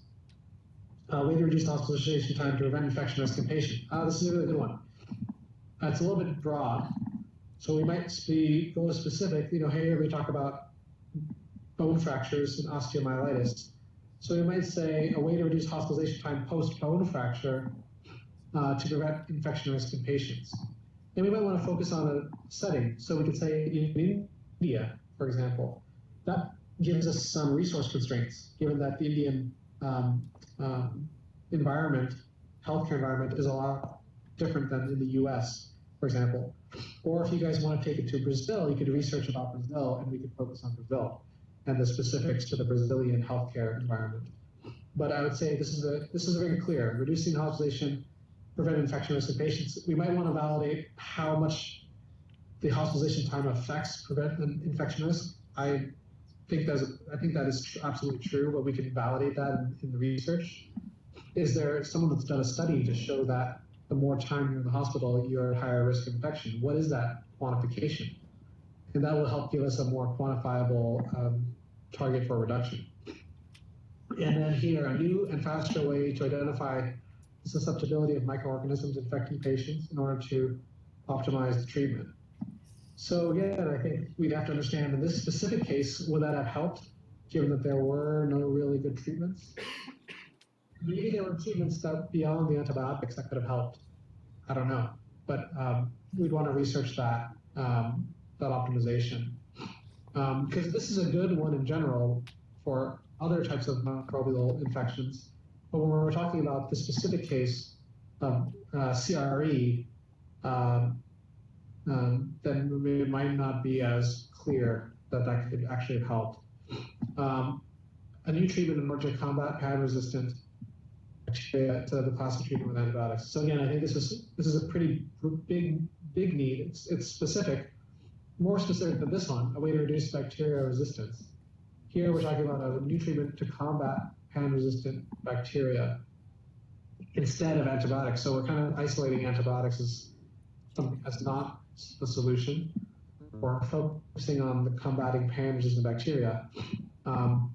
We could add a clinical outcome here, like in order to reduce or in order to improve survival or improve some other kind of clinical outcome. But I think this is a hard need, but a pretty well defined one. So I'll come up with some more specific comments. If you guys do have any changes or revisions you'd like to make, send it to me by, let's say, by tonight sometime. I'm not going to look at them until tomorrow probably. So send me some comments, and then or let's say by around 8 p.m. tonight, Pacific time. So by midnight your time, you can send me any comments or changes, or ideally before then, and I'll take a look at them around that time to provide any kind of feedback. So unfortunately, we don't have time for more discussion. This is a really hard methodology to get down and become comfortable with. It takes time. It takes practice. So I recommend keeping at it, keep practicing. Even in a simple need like this, I should say simple, but even in a single case like this, you guys can see there's so many different ways of looking at this need. Whether it's better treatment for that disease, which can be hard, but I think there's a very valid, huge need.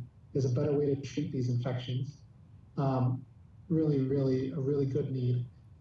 Or a way to prevent infections, which I think is a totally different need, but again, relevant here. Preventing the infection, a way to monitor the infections.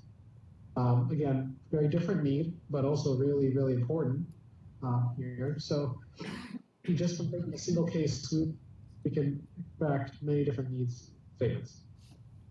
Okay, so I've got about 10 minutes, but I've got a bunch of slides I want to go through with you guys in the next 10 minutes. And they're going to help you with your final deliverable in 2 weeks.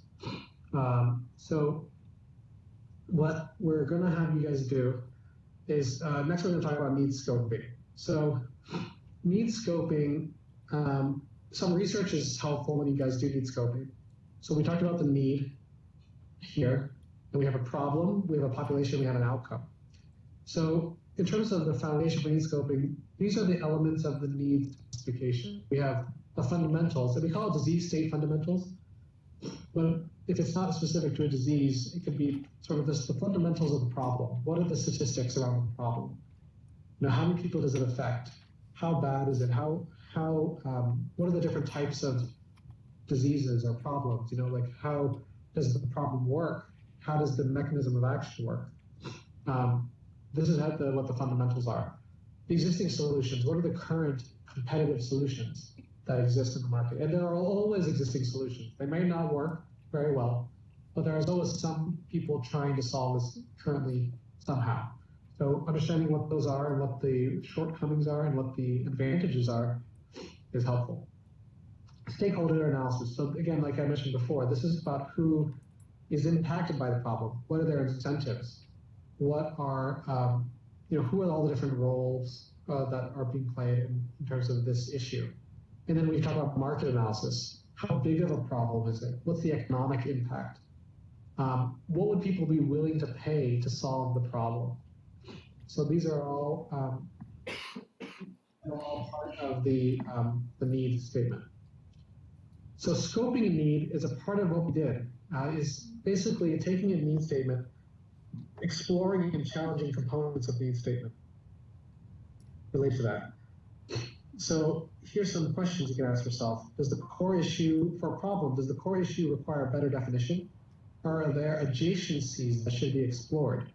For the population, does the target audience require segmentation? For example, if we said we wanted to treat, we wanted to prevent osteomyelitis in post-bone fracture patients, do we actually need to segment that? Is it patients who have specifically hip fractures? Is it patients with a certain type of fracture? Is it, and you guys actually did this already, they talked about elderly patients. So you're segmenting it versus just any bone fracture, it's bone fractures in the elderly. So we can get more specific populations. In terms of outcome, does the desired result require clarification? Is it meaningful or important to the target population? And can the outcome be measured? These are really 3 good questions here on the outcome measure. So a need statement scoping up and down. So this is a medical need, but basically the more narrow is on top versus the broader on the bottom. For example, the broad one might be a way to prevent antibiotic resistance on the bottom. But the more specific thing might be a way to prevent specific type of infection in a specific type of patients, in order to do a certain type of outcome. So you can see kind of the range of scoping and how that might be helpful. Sometimes it's helpful to go broad to give you guys an idea of what are the different elements of the problem you're looking at before you go back down to becoming specific and narrow. So here's an example. Diabetic foot ulcers in diabetic patients with lower limb ischemia to reduce the incidence of lower limb amputations. So that's basically healing the foot ulcer. So this is, again, this actually isn't about specificity. This is about the progression. So this one at the top is at the end. They've already got the foot ulcer. Now you're trying to heal it. This is like in the infection case. They already got the infection. Now we're trying to treat the infection.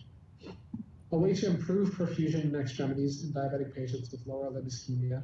So this is improving the blood flow to prevent reduce the incidence of lower limb amputations. And here, so this would be like trying to prevent the infection, right? Trying to prevent the osteomyelitis infection, or whatever the infection is, from happening. Now here at the bottom is the earliest one, a way to prevent diabetes in pre-diabetic individuals. So we know that these foot ulcers are caused by diabetes, so why not prevent diabetes? This is pretty broad. But this one would be sort of like a way to prevent the bone fractures, right, in general, so that the patients don't end up in the hospital. that would be the analogy to the need statement we had earlier. So you can see here we scoped it on two different ways. One was sort of specific to broad.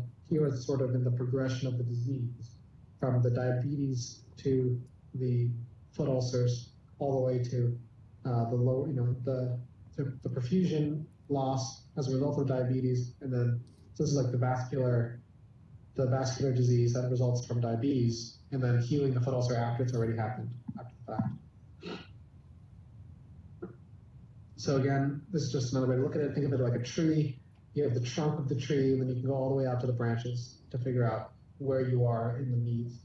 Because if we talked about, in this example, if we have diabetic foot ulcers, if you focus on this need, and then someone cures diabetes or figures out a way to prevent diabetes, then your need's not going to become that important anymore. That being said, what's the chance of someone curing diabetes? It's very low. So it's sort of inversely related to the feasibility.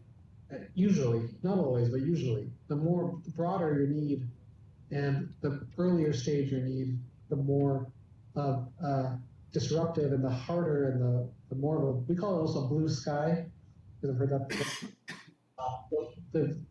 Basically, the riskier the need is to work on. Versus if you get more specific, it might be very focused and it might be a smaller market, but your chances of success go up because you've focused down on a specific area. So need scoping is essential in determining the best opportunity, and the scoping process requires validation. So, we came up with a bunch of needs. A lot of that can be validated by some research, and also just better defined as you guys do some, research and reading around the topic. But, it stems from that observation. I think that's the important thing, is that it's a value, it's a real need because you saw it, or we saw it in a real case. And now in this case, we didn't actually see it, but we know it really happened. So the next few slides are about need research. I'm not going to go into detail here for the sake of time, but you guys will get a copy of these slides. And you guys can then use it to research, what are the different parts of the condition. And here's some questions, that we want you guys to look at when we talk about the relevant conditions. Here again, some sources of where you can find information on these conditions. Again, this is somewhat geared towards medical stuff, but it's very relevant to non-medical things as well. Some more sources for disease states. Understanding existing solutions. So what are you trying to answer? Well, what are the existing solutions?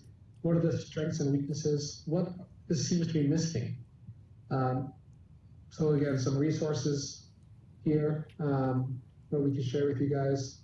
A lot of times what we found in previous programs is that it's hard to find Brazil-specific data. Sometimes, the data is more in the US or in Europe.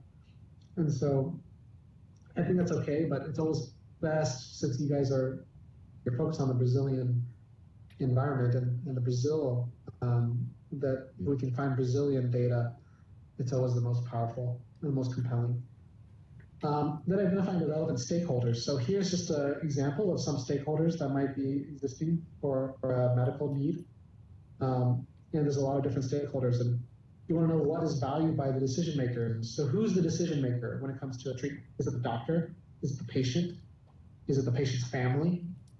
In the case of other instances, is it a government worker? Is it an employee of a system? Who's making the decisions? And what are their interests? Are they aligned or not? So is the doctor's alignment in line with, for example, the insurance? For in the case, the healthcare insurance might have a different opinion. They might want to not spend any money, but the doctor might want the most expensive treatment for their patient. And so you have to understand if these are aligned or not aligned, and what are the effects of that in terms of the solution for the need statement. This is a really important point. And then finally, the market. So how much of an improvement will a new technology have to offer compared to existing solutions to motivate change in behavior? is a sustainable business possible based on the size of the market in the need area? So this can be, what's the market landscape? What's the segments of the market? Who are the different, and we can talk about market segmentation in more detail. It's really important to understand what the different segments are. And then what's your target market? Who are you going to focus on? And how big is that market? So market sources include going to professional societies, talking to patients, websites. We can share more information here. And so varying your data sources and validating your assumptions is really important. For example, a problem in the community, for example, you have this need, a way to reduce a problem for patients that improves an outcome. This is your observation. Then you go to the literature. Oh, this problem occurs in the community clinic 60% of the time. And then you talk to experts and you say, they see the problem happen 1 to 2 times per year. So this could affect how you focus. Maybe you focus on community clinics and not on research hospitals. So then you have to go and find clinical feedback from the community clinics instead of at the research hospital. So this is a problem that happens at Stanford a lot, because at Stanford, it's a very, very specialized hospital. You don't get a lot of common problems that you see in the community hospitals. And you think, it's very common differentiation between private hospitals and public hospitals here in the US as well. So one note here, we're doing all this research, and it's a lot of work, but we haven't come up with a solution yet this whole time. And this is a really important point. You're just focused on the need statement. And you're trying to build a case for this need statement. Because the whole idea here is that while you can jump to a solution and start working on it, you want to really make sure that you're working on a good, validated need, and that the need is really well defined. And so that, for one, it makes sure that when you come up with a solution, it really solves the need in a really, you're really coming up with the right solution. But then secondly, you want to just make sure that you're working on a valuable need.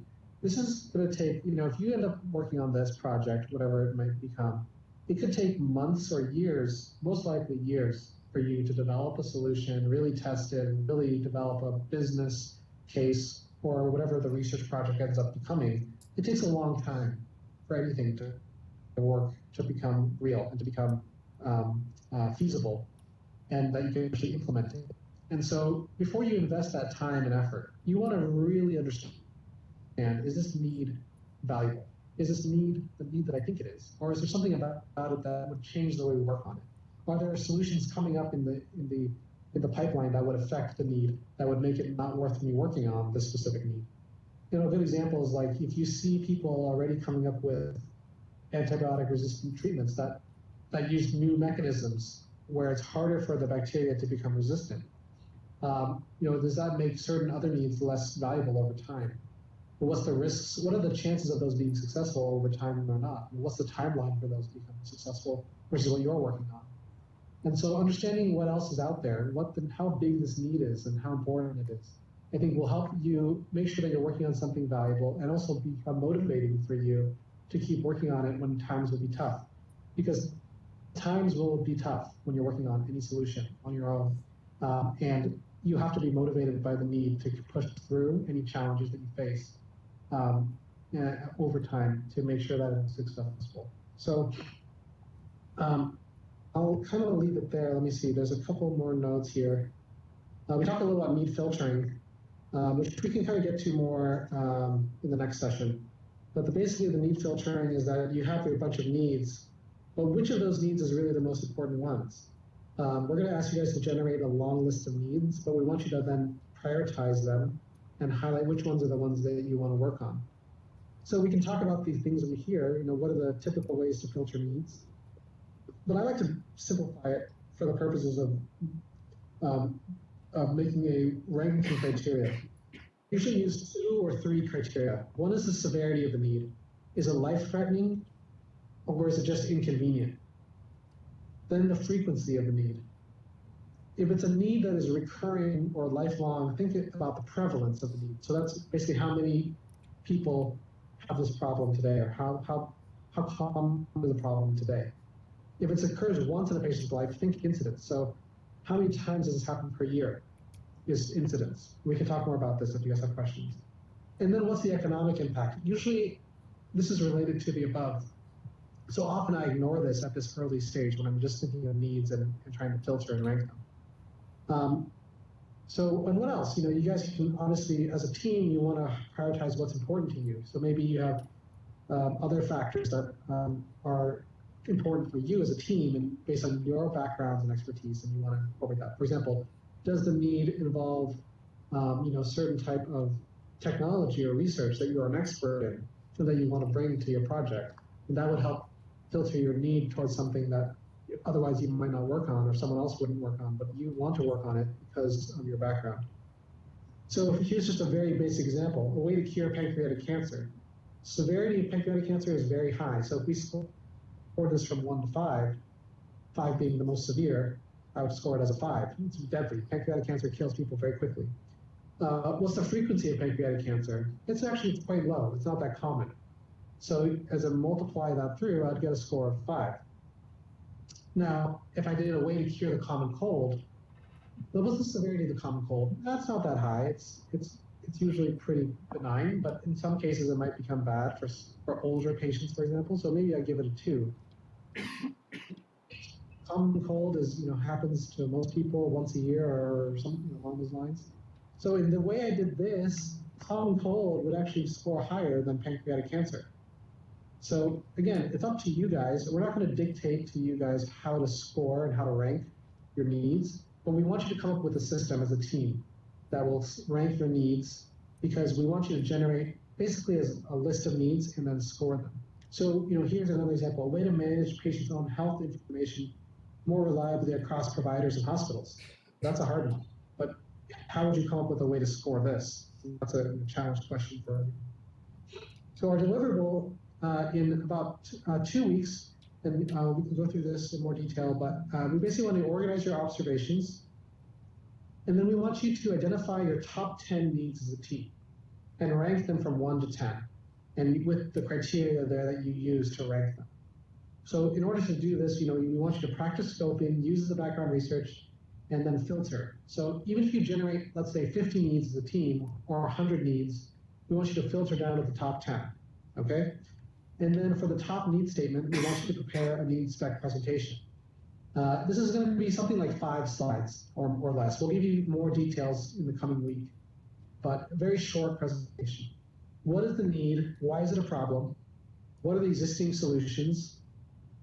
Who are the key stakeholders and how are they affected by it? And what is the market analysis? And remember, this whole time, we don't want to hear of any solutions, just the need and the issues around the need. So that's all I have today, guys. I can take maybe one question, if there's any questions. Do we have any question? Javi can answer one question, right, Javi? One question? Yeah, one question. Okay, so I got one question, Javi. We still have 1 hour to go in the program today. So what I wanted to do is go over some of your slides. I know you have to leave the meeting, and it's okay. It was predicted for you to leave this time. I wanted to go over some of your slides and make some specialist appointment on antimicrobial resistance and on health, and then go back to the same need statement that they already did and try to improve them a little bit within the groups, and then they will think during these 2 next weeks on the deliverables that you gave to them, also with the support of the documents that we're gonna spread to them, we're gonna share with them. How does that sound to you? Yeah, that sounds great, Marcelo. I think if they can send me any revised need statements by the end of the session today. Okay. Then also, yeah, if you guys can review any slides, that makes sense. And then, yeah, I think as you do your preparation for the site visits next session, think about this. Think about how we're going to structure these need statements. You guys can even come up with need statements based on the reading that you're going to be reading. But remember, it's always best when you have validation across multiple sources. Observations, the research, and then expert opinion, expert feedback. So, take into account that these might be just prototype need statements, and that they'll have to iterate and become, evolve as you get more information through the other sources of feedback. Yeah, because So, as I understood, the deliverable is for our next meeting in 2 weeks, right? The 10 need statement that you're asking them. well, I want them to have, let me see here, whoops, sorry. Where did I put it? Because they will do the visit in the next meeting. So I wanted it to be due at the end of the weekend. So they have the meeting is on the, the meeting is on the 29th, right? yeah, 28, 29. So I wanted the 10 need statements submitted by the end of the day on the 30th. By the end of the day of the 29th on Saturday. Okay. 30th. Oh, the third. Okay, so after the visits that we're going to do next week, next. Yeah, then we have time to revise, create the need statements and do this. Okay. Start doing some of the pre-work ahead of time, but they have until the end of Sunday because they might change the need statement based on the observation. Yeah, of course. But given the short timing, I would recommend them to start working on the background reading and things like that before. But ultimately, what they're going to have to do is create on one of the slides, on one of the needs, the top need. That's where I want to see the market research and the stakeholders. I don't need to see it for all 10 needs, just for one need. One need, the top one. What are the existing solutions? What are the current, what's the current description of the problem? I'll send a write-up by the end of today in terms of what that presentation needs to look like. Okay. To be sent out until the end of the day on Sunday. Okay, great. Marcel, we normally give students, 1 or 2 days to do all of that, right? To do the need finding, the observations, and create the need statements and do the write-up. So these guys get an extra 2 weeks ahead of time, but they don't get to do the observations till the end. So I think that, we can talk about the deliverable, but I think that we can talk about the timing if we want to give them more time. But I think they should start to put that together by that time, and they can always revise it. We're not giving, these aren't final versions. Think of these as prototypes. Yeah, prototyping the need statement. Up to the project, the end of the project. Because we've seen teams change their need statement up until the last day before the final presentation. And actually, in 2 of the programs that I've run, it's like the title of our scientific report, okay? It's the last thing you write down. You do the research, you do methodology, you do discussion, results, and whatever, and then finally you change the title of your manuscript. That's how science works as well. And 2 of the programs that we've run, actually, the teams that changed in the last day, they changed their need completely from one need to a totally new need. But they've done all the research already to validate the new need. Those are the teams that actually had the most successful projects. Wow. It really doesn't have to be, don't try to be too stressed out about locking in early. But you want to do your best research and provide the best information and do your best so that as you iterate, it's based on the foundation of the research that you've done so far. So Perfect. Great. Well, thank you guys.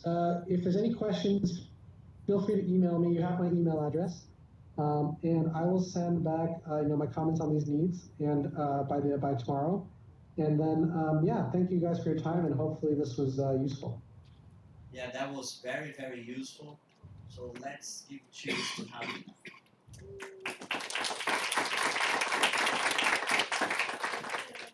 Javi, thank you very much for sticking with us this whole afternoon, the whole morning there in California. No problem. And have a nice weekend. We talk to you later. See you soon, and we'll talk to you guys all soon. Take care. Okay, take care. Bye-bye. Well, people, let me just shut down this. Bom, o que eu quero fazer agora é o seguinte. Primeiro, eu vou introduzir o Rafael Duarte e a equipe deles. Nós temos os alunos de iniciação científica. O Rafael está aqui, eu comentei com vocês ontem, ele faz parte de um programa. Ele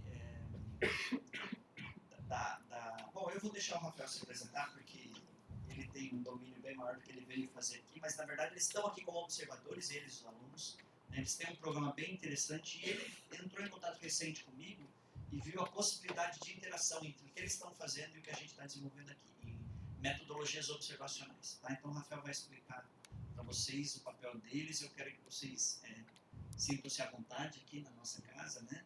Eventualmente a gente não vai estar aqui na sala 303, vai estar por aí. Era bom vocês ficarem em contato da Giovana, que é a nossa assistente, que vai saber se a gente não está aqui onde a gente está. Se nós estamos na Hot Milk, se nós estamos no MyLab, no Bloco Verde, enfim. Já posso antecipar que dia 28 à tarde a gente não está aqui, nós vamos estar no hospital fazendo visita, numa estação de tratamento de água, e no dia 5 de outubro também nós não vamos estar aqui.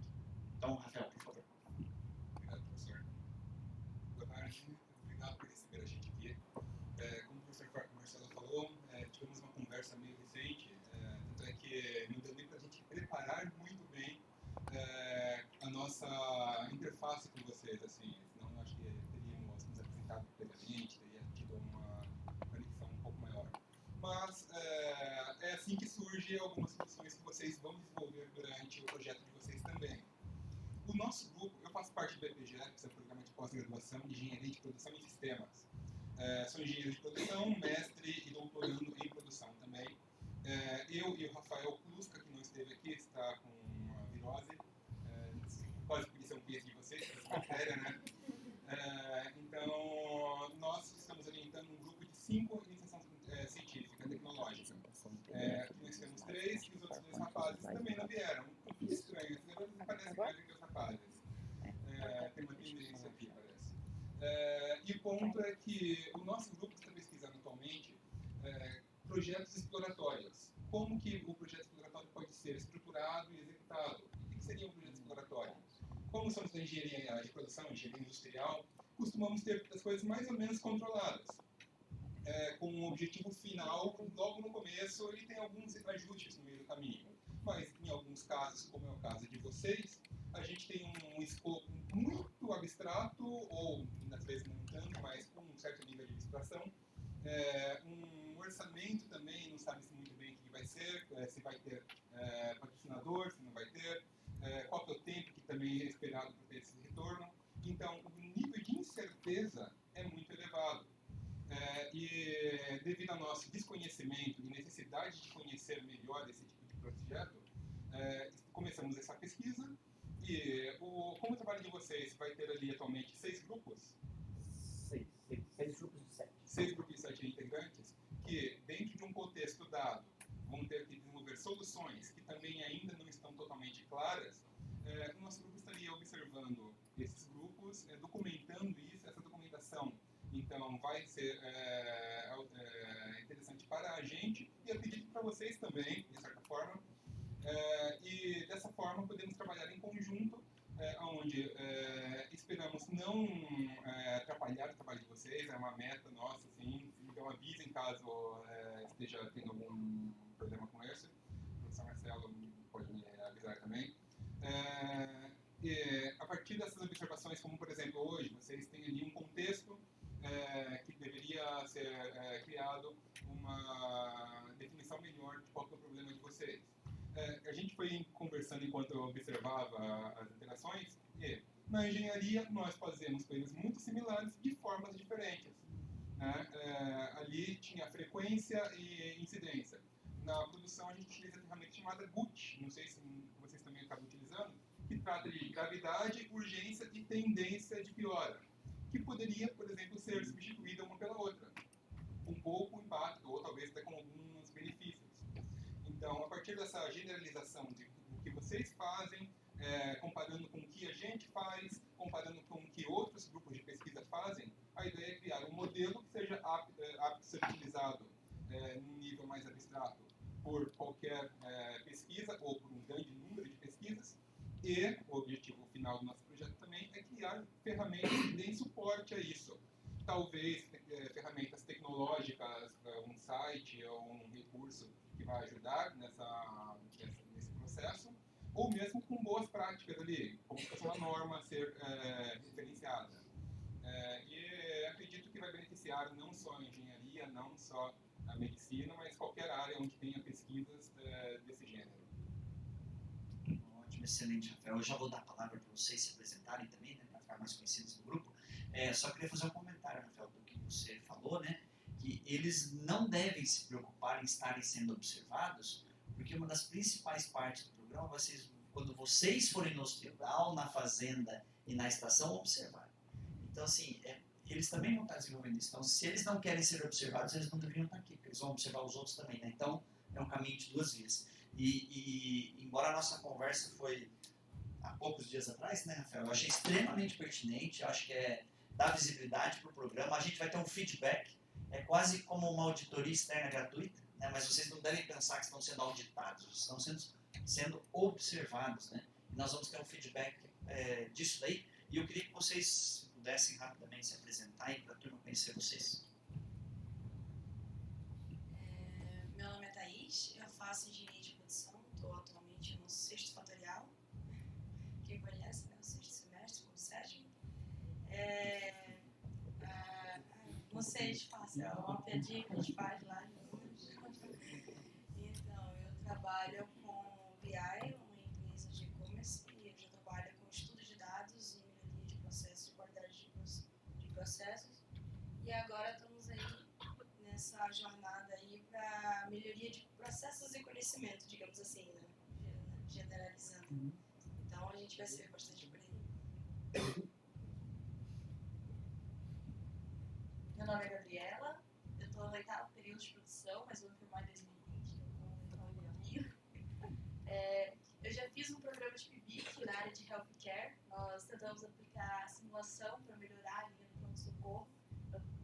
A gente conhece um pouco, bem superficial, assim, mas está um pouco familiarizado.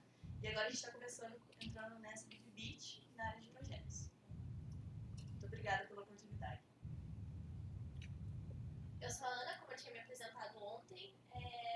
Eu não tinha comentado meu curso, eu faço engenharia civil, estou no 2º período. Então, eu estou entrando nesse mundo acadêmico, assim, então a gente estou me interessando bastante pela pesquisa, até tem um projeto de pesquisa depois que eu quero usar a bactéria para ver, não sei se vocês conhecem o cimento que se reconstrui, como que é o nome dele? Que se regenera, que eles chamam. É o bioconcreto, parece. Eu tenho um interesse em fazer no asfalto, para ver se a gente consegue. Obrigado, pessoal. Então, vocês são todos bem-vindos, vocês podem continuar aqui, porque nós temos uma atividade ainda. Vocês perceberam que o Ravi é workaholic. Não sei se vocês perceberam nos comentários dele. Então, dia 28 nós vamos fazer a visita, dia 29 vocês vêm para cá, para a gente ter o nosso encontro presencial, e eles que vocês têm até dia 30, meia-noite, para entregar o need statement para ele. Esse é o Ravi, né, Guilherme? A gente conhece, tá? Então, assim, nós temos mais um tempo. Por favor, fique à vontade. E o que eu combinei com o Ravi, ele disse para vocês, né, que eu vou revisar alguns comentários e fazer algumas inserções, algumas observações de especialista aqui, para tentar ajudar vocês a refinar o needs de vocês, né? Então, assim, essa mulher, ela chegou nos Estados Unidos, mas ela fez vários procedimentos lá na Índia, né? Veja, o que é central aqui, ó? Ela ficou 2 anos antes dela ser hospitalizada, foi hospitalizada várias vezes na Índia. Primeiro, no Brasil, vamos tentar transpor Brasil, Índia, Brasil, né? São realidades não tão semelhantes assim, mas algumas coisas são coincidentes. O que vocês acham? Todo paciente que é hospitalizado no Brasil, colhe-se um suave retal para ver se ele é colonizado por bactéria multiresistente? Seria um sonho, né? Mas alguns hospitais fazem isso. E vocês vão ficar mais surpresos ainda. O hospital do trabalhador, um hospital público, faz. E eles têm um sistema de controle de infecção excelente. Agora, tem hospitais lindos, maravilhosos, no Batel, aí, que vocês conhecem, não precisa dizer nome, que não faz. Então, assim, aquele pré-conceito que a coisa pública é sempre pior, é um pré-conceito, é totalmente equivocado. Existem casos e casos. Não estou generalizando, dizendo que sempre o público é melhor. Não, isso também não é fato, tá? Mas não tem esse tipo de preconceito. Então, assim, quando ela chegou, ela já chegou com a infecção. Então, Então, assim, será que essa infecção não poderia ter sido evitada? Não nos Estados Unidos, né? Ela ficou 2 anos sofrendo múltiplos internamentos lá na Índia. Então, ela trouxe essa infecção. Estou aproveitando o exemplo do Ravi, que foi excelente, né? Ele captou muito bem esse caso aí, para vocês refinarem daqui a pouco o statements de vocês, tá? Bom, resistente a 14 diferentes antibióticos, todas as opções disponíveis no hospital. Aí o Ravi, claro, ele é um engenheiro mecânico, que trabalhou com cardiologia, óbvio, não tem obrigação nenhuma de saber isso. O quanto que isso é frequente no Brasil? Cada vez mais. Vocês lembram dos slides de ontem, quando eu mostrei a incidência de... Aqui ele não fala, mas a grande possibilidade desta enterobactéria resistente a carbapenêmicos ser uma KPC. Então aqui tem um problema de caracterização, ela não está tão bem caracterizada. Ficou, talvez no artigo tenha, né? Qual a chance dessa enterobactéria resistente a carbapenêmicos ser uma KPC no Brasil? No Paraná, 85%, com certeza. Por que eu sei dizer isso? Por que eu posso afirmar isso com segurança? Porque a gente tem esse dado, nós vamos acompanhando esse dado há 10 anos. Faz 10 anos que a gente pesquisa KPC no LACEN Paraná, a gente sabe. Então, assim, na área de resistência antimicrobiana, o enfoque One Health, vocês vão sentir muita dificuldade de encontrar dados. E dado é fundamental. Vocês viram o Ravi falando várias vezes disso. Quando vai na área humana, você ainda encontra artigos, pesquisas. Quando vai para a área veterinária, diminui bastante o número de dados. Quando vai para a área ambiental, então, pior ainda. Né? Então, assim, a gente tem que ir atrás de fontes. Nós estamos tentando trazer uma fonte aqui, Diego, que deve vir aqui dia 28 à noite, depois da visita, que ele vai trazer dados sobre o consumo de antibióticos em animais, que eu nunca tinha visto. Ele mostrou uma tabela no Skype, nossa, eu fiquei maravilhado, né? Não deu tempo de fazer um print screen. Mas, assim, são dados que ele tem por causa do sindicato ao qual ele é ligado. Então, ele tem que pedir autorização para saber se ele pode apresentar aqui no programa. Mas vai ser priceless, porque é um dado que não é público, não está por aí e extremamente relevante para a nossa área. Né? Então, vocês vão sentir muitas vezes dificuldade de encontrar dados. Né? Aí, veja, essa amostra saiu do hospital, foi mandada para o CDC, confirmou e que não tinha nenhum antibiótico efetivo. Nós imaginamos, nós estamos terminando uma análise, temos que fazer uma evolução do Kibana lá, porque a gente precisa cruzar dados. Eu quero saber quantas bactérias são resistentes a carbapenem, eu consigo.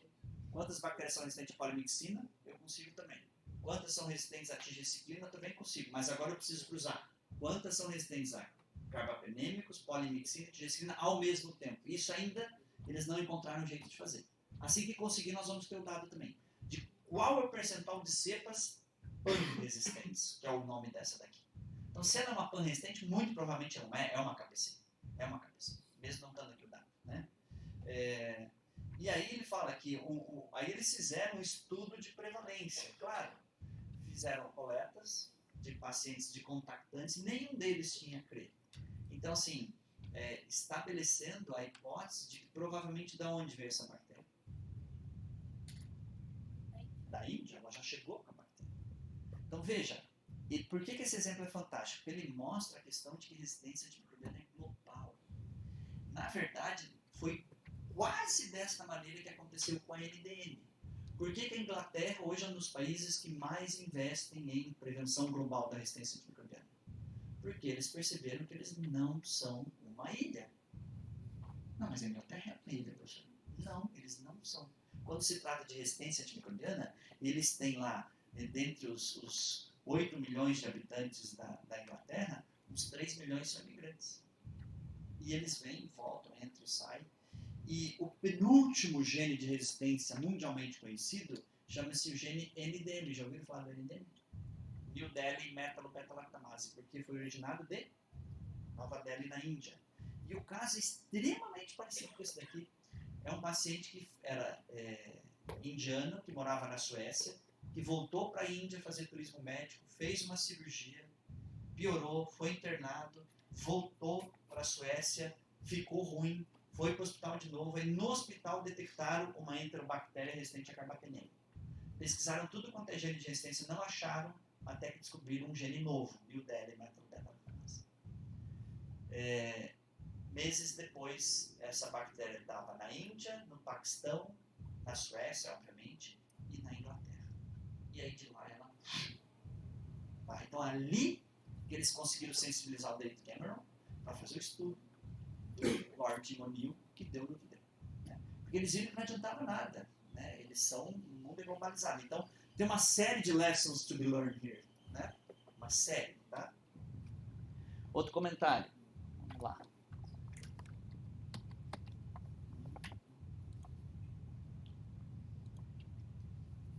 Por que ele não está avançando aqui? Põe o mouse para a direita, o aqui para a direita. Daí ele entra na tela.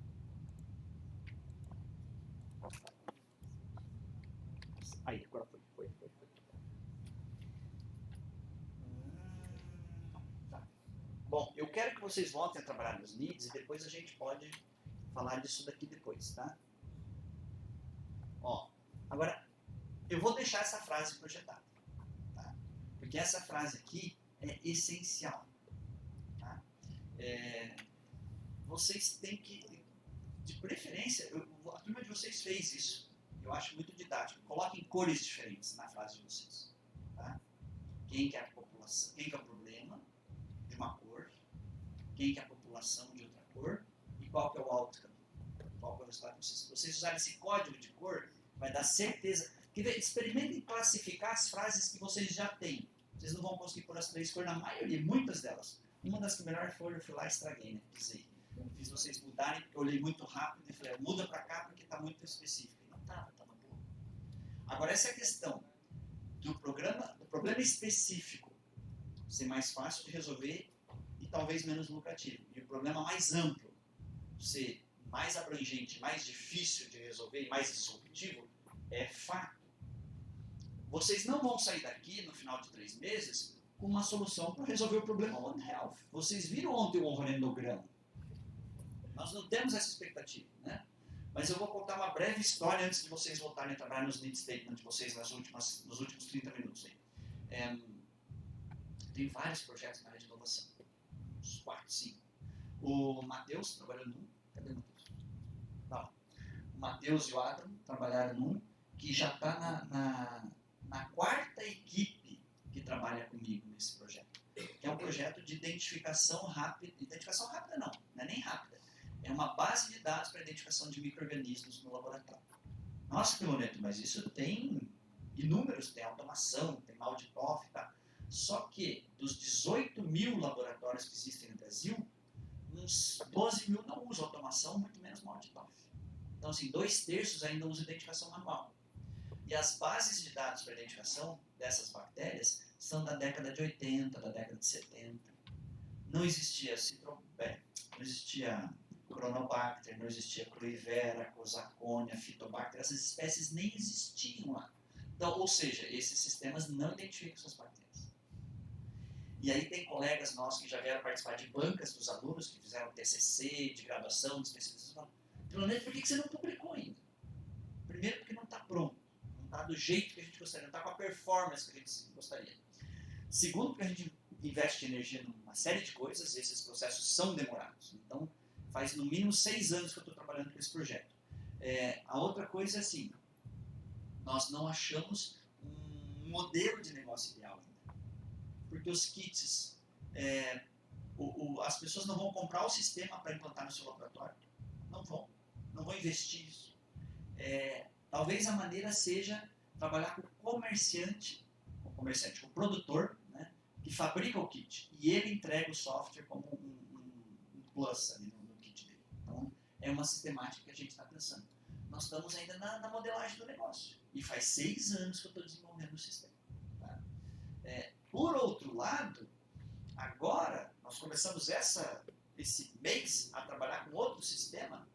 E aí vem os leads, que é a questão da continuação do teu trabalho, né, Júlia? Da questão de detectar resistência à polimixina, que é um problema em todos os laboratórios hoje. Por quê? De 5 métodos que existem, 4 são proibidos. Não é que são proibidos, não podem ser realizados porque a performance deles é muito ruim. Eles dão resultados falso resistente e falso sensível. Então a Anvisa proibiu, não pode usar esse. Só pode usar microdiluição em caldo, que é caríssima.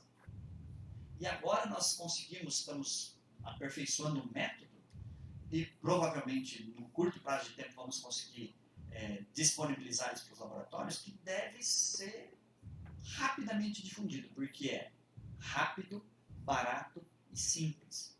Então, quem não quer um método que é mais rápido do que você já tem, é mais barato e mais simples?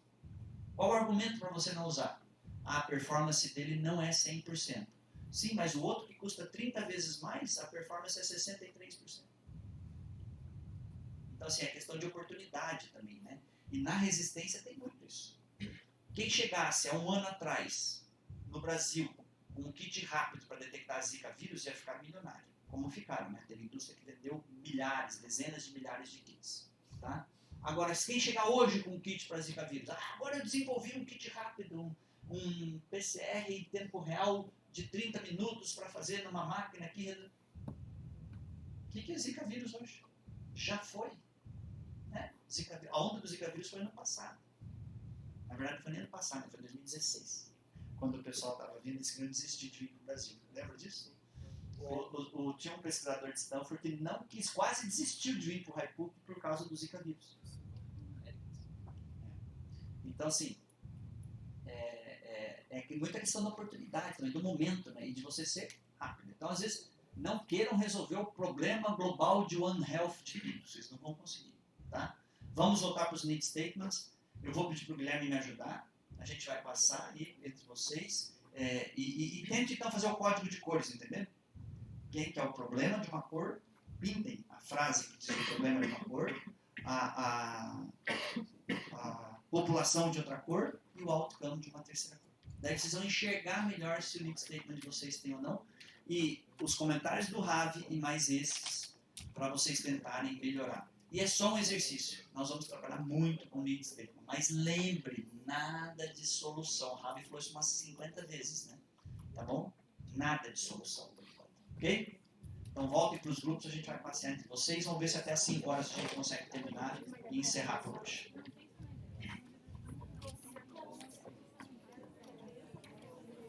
Que a gente...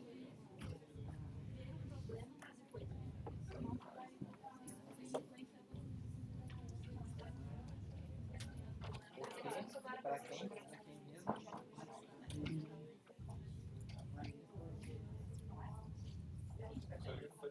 Pessoal, uma dica para vocês, uma forma que a gente usou para fazer os nossos needs, que facilitou bastante, era o que, para quem mesmo e por quê. Isso você consegue afunilar, porque muitas vezes a gente vai lá e coloca a população, mas a gente se restringe. Quando você responde a pergunta do para quem mesmo, você acaba especificando o teu need. Então, isso evita que vocês façam coisas muito amplas. Então, o que, para quem mesmo e por quê. Isso facilita muito vocês fazerem isso.